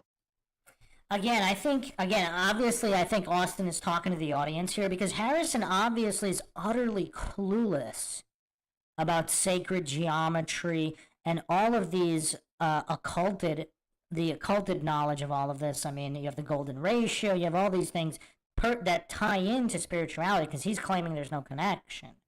So if he's just that ignorant, I mean, it's kind of hard for him to even speak on the topic. It's like trying to drag a paraplegic out of their chair to play some defense in a pickup basketball game. And I don't know if we should be too quick to blame Harrison here because also keep in mind, Craig of Fight the Flat Earth has the record. He had an 11 fallacy stack in a single statement. So far nobody's even come close to that. I think 4 or 5 is the next place, but Craig is able to stack 10 plus. 10 plus. He hit the 100x fallacy multiplier combo bonus. I mean, it was crazy. Okay. Wait, POGPY, are you asking for the 11 fallacies? I don't have that in a clip because we were still designing the new system when I was reviewing that. So that's on the new system podcast stream, which is like 12 hours. I can try to find the clip and clip it out, but yeah. Okay. So I don't know if we can blame Harrison here because all these people on the sidelines are cheering for the paraplegic to be pulled out of the chair to play defense on the basketball court. They're obviously not capable of doing it. And of course, the heliocentric side's explanation for this is it's just a coincidence, which is pretty ridiculous because we see the same geometry everywhere. But how can it match perfectly when each planet is a different path? I mean, they can't all match perfectly because they don't match each other. Yeah, but within a torus field, there are multiple different. Wow. It appears Harrison is either not listening because they don't match each other. Why would they have to match each? What? I mean, that's another huge stack, begging the question. False dichotomy, reductive logical fallacy, appeal to extremes. If they don't match each other, then they don't match at all. It has to be perfect. I mean, the level of goofery on display here, I mean, this is like free fall. Now, we were going downhill. I mean, we're going into free fall here. And I think Harrison's subconscious is betraying him because it's almost like he's just grasping it at random statements here to not appear completely outclassed. Different paths, right? So if you look at a rail cell image, and I could maybe pull it up, but if you look at a magnetic field, you're going to see that all of those patterns are in there individually. And basically, each one of these quote unquote planets are taking their own path within this torus field. They all fit within it perfectly. And you said that you don't see any evidence that the Earth's in the center. You are aware that the current model says you could never prove that the Earth's not in the center, and that all astronomical observations make it appear as if the Earth is in the center of the universe, but Right. that's just an illusion. Well, So it's it's a an reoccurring illusion theme. it's the illusion because we're on Earth, and this is our only platform from which to observe space. Wait, what? So he doesn't think they ever went to the moon and filmed anything from the moon? He doesn't think there's any satellites out there? So he doesn't believe in any satellites. He doesn't believe in anything outside of the Earth for observation. He doesn't believe they landed on Mars and that any of the Mars rovers have any videos. I mean, what? I thought he did believe in all that stuff. First of all. Second of all, even if you were on Earth, if everything was going around the sun and the Earth were spiraling through the universe and the entire galaxy was flying through the universe, again, you'd have crisscrossing star trails from Earth, clearly visible from Earth. So this kind of false premise stacking is very, very telling here. Because he doesn't comprehend anything being said. He obviously doesn't comprehend what logic is or what a logical fallacy is. He thinks, I mean, this is absolutely insane. So if you were from Earth, you would never be able to see if the Earth weren't the center? What? Like, why wouldn't you have crisscrossing star trails? Like, what would prevent seeing crisscrossing star trails from Earth if other bodies were rotating or moving in random directions?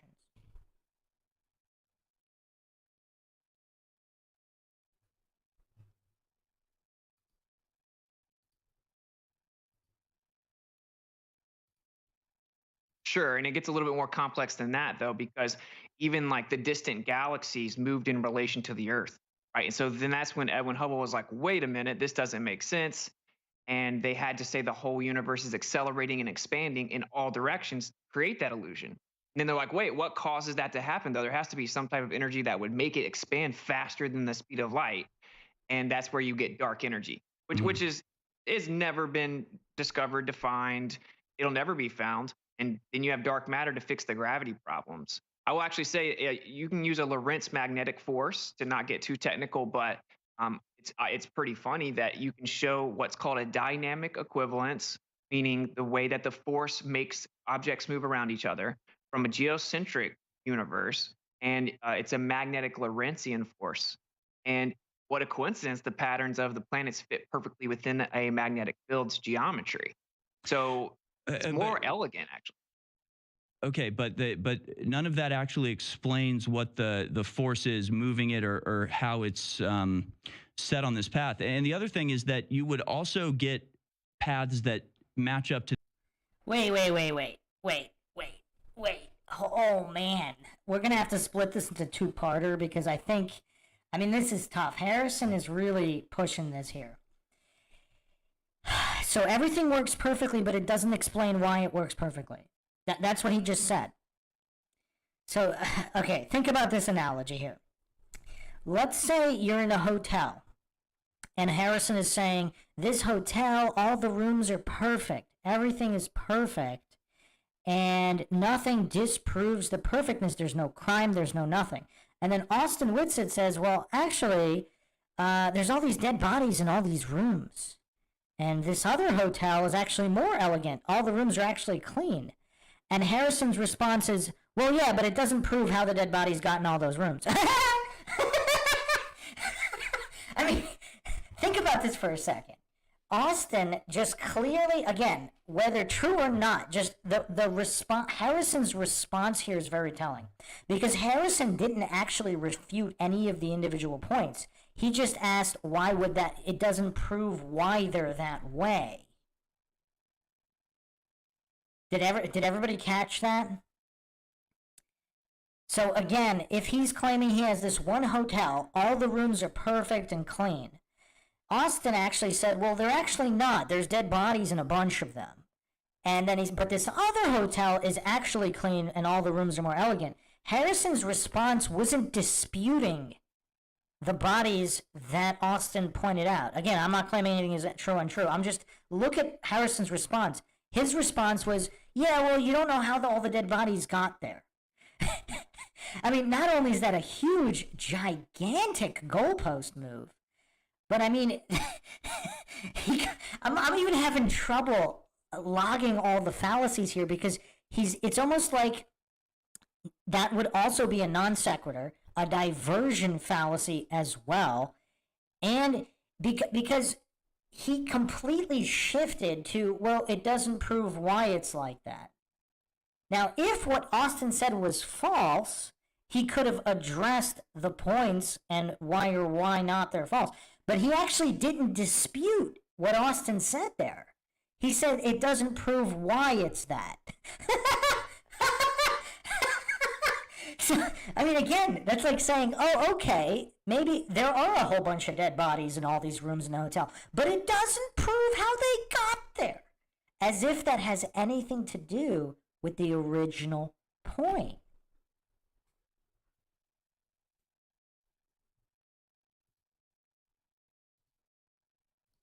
This, if you were to take a Mars-centric model and plot the movement of the planets as if Mars was the center, you would get the same patterns. I mean, it's like... Wait, what? If Mars was the center, the rest of the bodies would still move as they move. In relation to Mars. Well, what does that have to do with anything?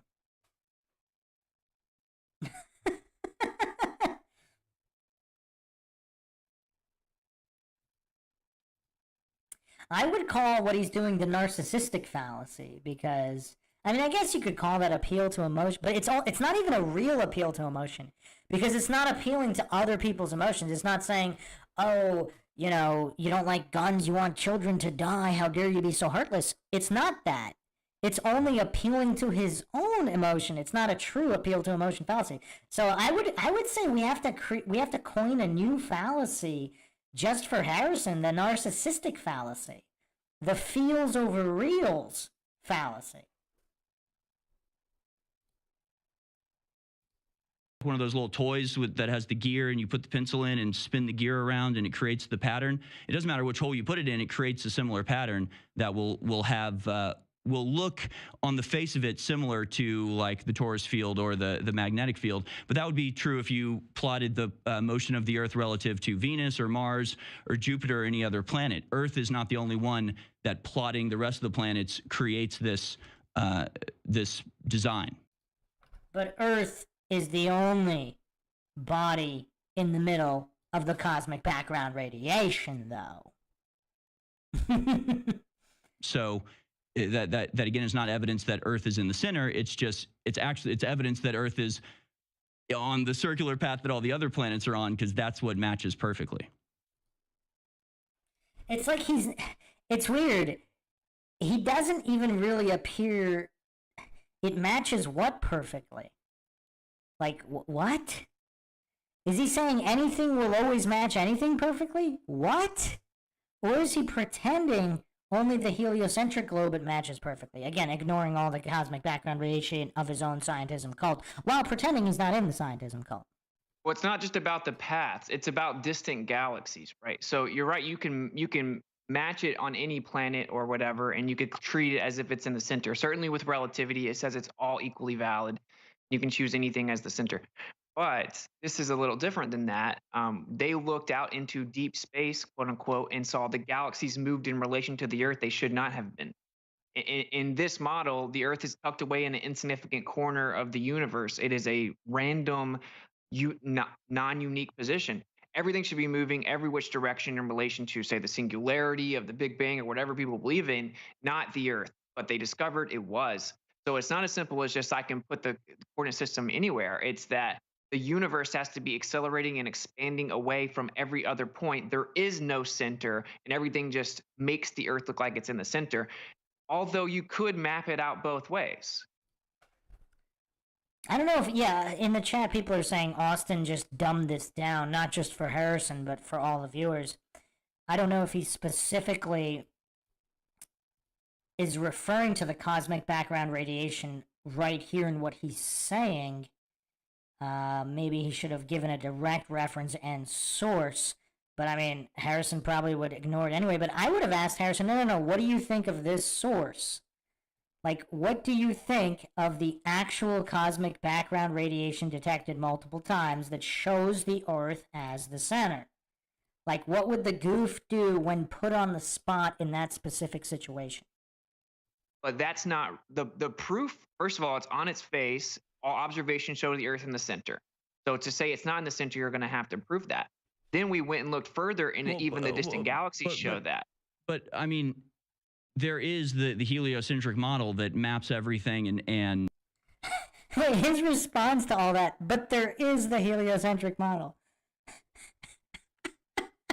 And what does he mean by maps? By theorizes? I mean, it's one thing to measure cosmic background radiation or claim to measure. It's a whole other thing than just to plot things on a map and say they're true. I mean, Harrison definitely seems to have not thought this out very well. Does he know he's a sacrificial lamb here or not? explains everything really well. He just keeps going to this reification fallacy, which is also a false premise because it doesn't explain everything well, but he just keeps going ad nauseum. Repetition fallacy. And you can make predictions based on it that are proven out in observations. What observations? Non-crisscrossing star trails? What? While conveniently ignoring the cosmic background radiation observation from, or at least the claimed cosmic background radiation data. So, to say that everything centers around the Earth, obviously the heliocentric model is not centered on the Earth. Well, obviously, because it's called the heliocentric model, but is there any basis? Is he laughing at himself here? Is his subconscious realize how silly he sounds? I mean, is that what this is? Because it's almost like he's laughing at himself. Does he have a split personality? I have to invoke the split personality theory again. Because if there's a split personality theory and one of his personalities has some kind of fetish for humiliation and is forcing him to do this, that would explain a few things as well. And that's on a very small scale. Wait, the heliocentric model's on a small scale? What? Is anybody still following what's coming out of Harrison's mouth? You could say the whole solar system revolves around, or the whole universe revolves around the Earth, but at least in our solar system, it makes a lot more sense that things circle around the sun. I mean, the math. How so? It makes a lot more in that regard. The math makes more sense. How so? How does the math make sense? The cosmic background radiation math doesn't show that. I mean, none of the ancient cosmologies shows that. I mean, they're building pyramids with shadows of serpents during eclipses and solstices. I mean, how does it make more sense? Like, how? He just keeps saying these things, but he never actually defends any of his claims.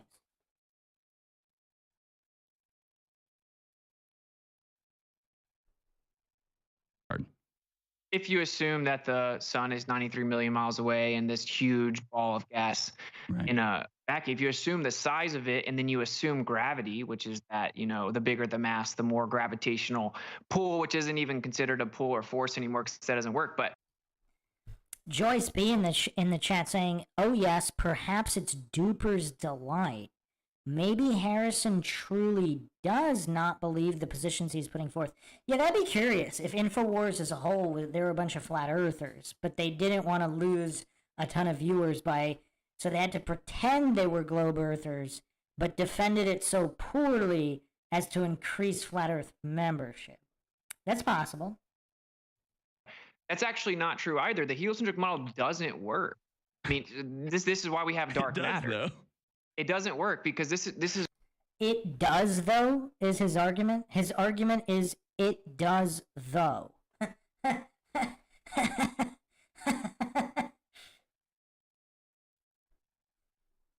Why we have dark matter. No, but these aren't even arguments. Shifty Eye Shady saying with the worst argument. These aren't even arguments, though. I mean, that's appeal to invincible ignorance fallacy, which is basically nuh-uh. Ad nauseum. I don't know if that's Duper's delight. I mean, maybe it is. Maybe it's his subconscious or one of his personalities just flat out laughing at his gopher. So there are certain aspects of it that, you know, we haven't figured out yet, but the stuff we have figured out works extremely well. The stuff who figured out? The establishments he said not to trust? Wait, what? Who figured out what and how? All right. No. In 1933, a guy named Fritz Zwicky went and looked at galaxies, and he saw that this coma cluster, so a cluster of galaxies, it was off by 99% the amount of mass it was supposed to have for gravity to be true. And so they just said, oh, well, just plug in a number for missing mass. Now they call that missing mass dark matter, and it's still there, and it makes up 83% of the entire universe. This model isn't even close to working. Gravity is off by 83%. How bad does your theory have to be before it's considered wrong? Right? Well, you know, my theory actually, you know. Look at how much of a narcissist he is. My theory. His own personal theory. Not heliocentrism. His own personal theory. Even though he's not trained or an expert or learned in any of these things, even he doesn't even care about the scientific arguments, yet he still has his own theory. Does he even know what the word theory means? Has the possibility of distant galaxies. Where are the distant galaxies in the firmament? I mean, how can you even make this argument if... Wait, what? Make what argument? Austin was correcting him on his, because he doesn't know the heliocentric globe model. Austin was correcting him. Now he's saying, well, the flat earth model with the firmament doesn't even have galaxy. Well, why would it? Like, if somebody lives in the Sahara Desert and they're claiming that deserts are real, and then he's like, yeah, well, your model doesn't even have snow. Your model doesn't even have ice. Like, you can't be in a desert because you don't even have snow in the desert. Well, there's no claim of snow or ice in that particular desert. But look at Harrison's face. It's like he doesn't even understand the begging the question, false dichotomy, false premise, reductive logical fallacy, diversion fallacy he just used here, and strawman. I mean, that was like a quint stack easy. That was a quint stack easy. Space doesn't exist. Does space exist? No, outer space as defined, right, doesn't exist. But just like Edwin Hubble said, everything... The main issue here is that Harrison doesn't know either model. So then Austin has to spend all this time correcting him on the model he claims is true, while also claiming he's not a trust the science guy and you shouldn't trust the establishment. It could be much more local, and the medium could be much more dense. And then he said, and might I add, suspiciously young. See, they have a bias against this because it creates special position for the Earth, and it makes the universe younger. It makes it a closed system, and it means everything's moving around it. And they will tell you in all their literature that it's just a philosophical bias. They don't want to believe that, and that's not a straw man. That's what they say, right? They say it up straight. You can never disprove the Earth in the center. But the best way to do it is to, if the Earth is moving around the sun, 66,600 miles per hour, conveniently enough, you should be able to measure that, right? And we have interferometry that was supposed to measure it, and it did not. And we've done it since then. The Earth is not moving. It's been falsified. So Einstein came in and said, oh, well, the device you were using to measure actually shrank. You just couldn't tell. I mean, this level of goofery wouldn't be accepted anywhere except in the cult of scientism, where it's constant revisionism and post hoc logical fallacies, where they just keep changing everything to continue to fit the theory.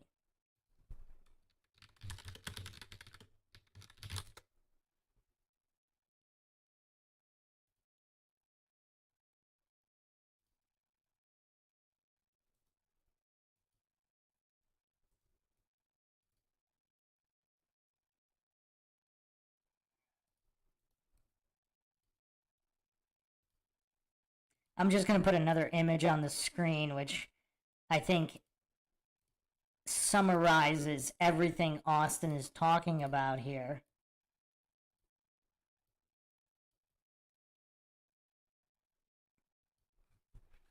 If the facts don't fit the theory, change the facts. Obviously, they're not real facts, but this seems to be this seems to be what Harrison is operating off of. Just a lot of goofery here. A lot of goofery.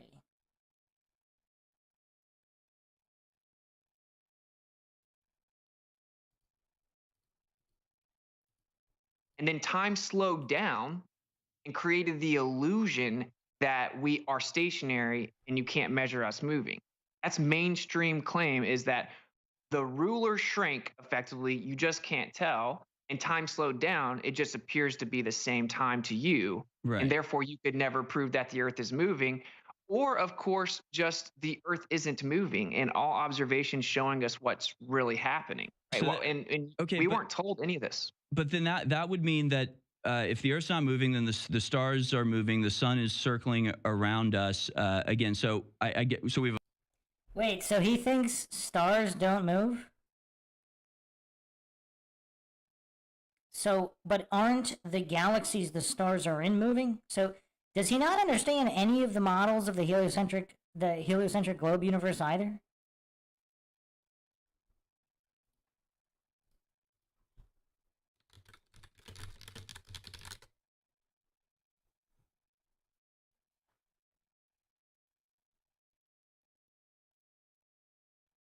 Because solar systems are not stationary either within the universe. So does he not know that? I mean, that's weird. That's kind of fifth grade. What is that? Fifth grade? Fourth grade? I mean, what grade do you learn that in? I mean, that's pretty basic. A firmament dome around a flat Earth. I mean, what? I mean, you don't actually have a model, right? So, what is your conception of what Earth is? I mean, you know what's crazy? He's even when he's talking to WITSIT, it's all through a narcissistic lens. It's like he doesn't care what the truth is. He wants to know what WITSIT's conception is instead of the actual truth. So even when he's not talking about it himself, he's viewing everything through a narcissistic lens, as if everyone else is as much of a narcissist as he is. It's like he has a natural presupposition that everybody must think as he does through a narcissistic lens. I mean, that's very telling there. He doesn't want to know what the truth is. He wants to know what Austin's personal conceptions are. again, my conception of Earth is not exactly super scientific. Like, I don't know all of the details of it. Or any of the details? Does he not know that solar systems move in the heliocentric globe model? But it makes perfect sense. Earth is spinning. Wait, how does it make perfect sense? Just more reification fallacy? Tilted axis, moon Any evidence of that?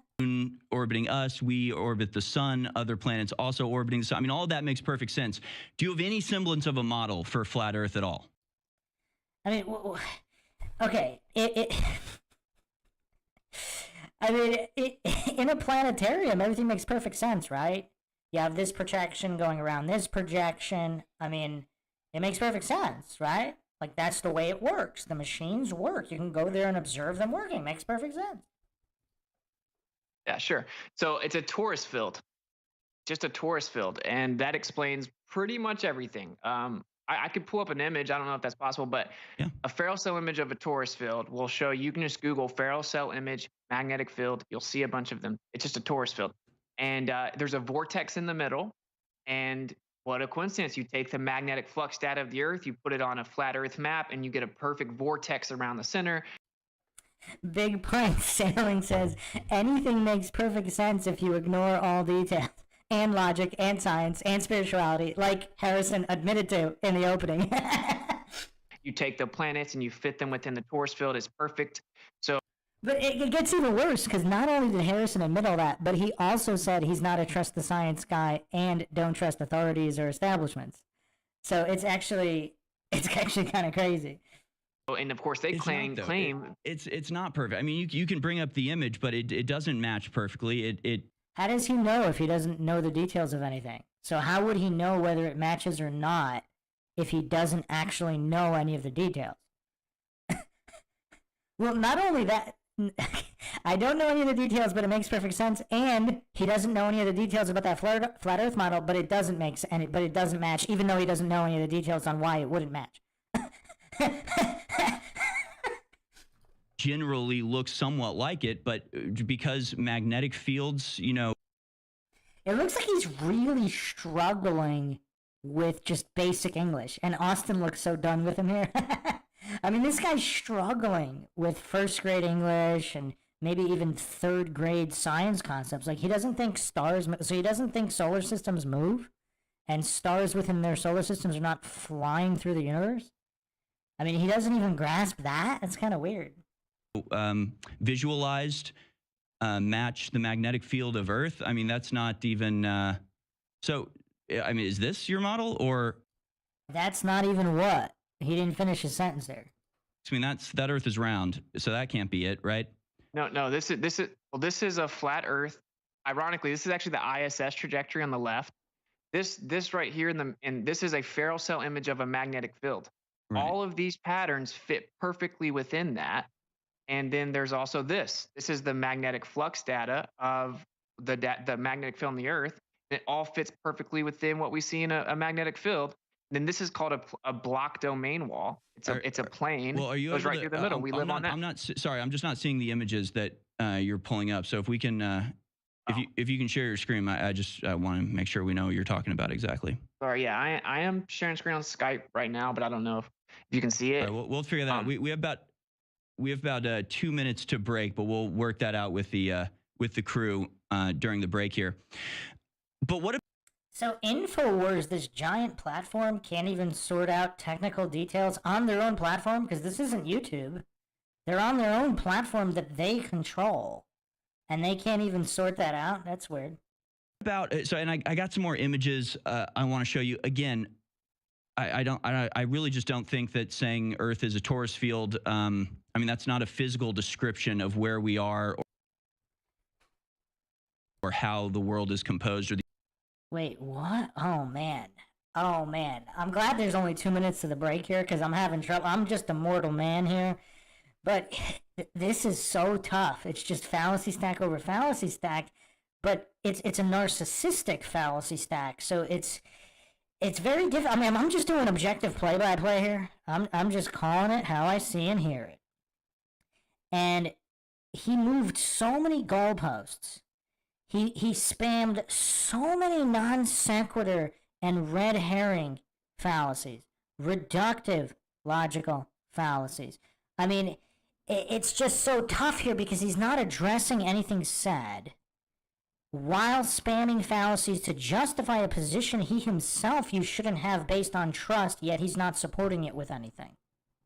The universe is composed. I mean, is there a firmament? What is underneath us? Are we on a flat plane? Is there a map you can present to me that makes any sense at all? Is Antarctica an ice wall, or is it a continent that exists? I mean, what is the actual argument? Saying that it's a magnetic or Taurus field that's not actually a physical description of where we are. Well, shouldn't we apply the same logic that we do with everything else that we look into as truthers? Like, basically our critique is that we're not a cult of thought. You're right. We all think for ourselves, and we're all trying to figure out what's going on. And there was a cultish belief system presented to us that you're not allowed to question without being ridiculed, right?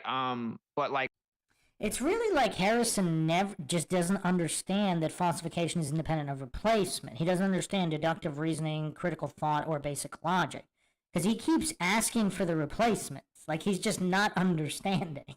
What's beneath us? I don't know. What's beneath you on the globe? The deepest hole ever dug is 7.8 miles. No one knows what's below 8 miles. No one. And the globe model admittedly can't even explain it mathematically within their model with supercomputers. And, well, what is Antarctica? You can't freely and privately explore past the 60th south latitude. We effectively live in a real life Hunger Games.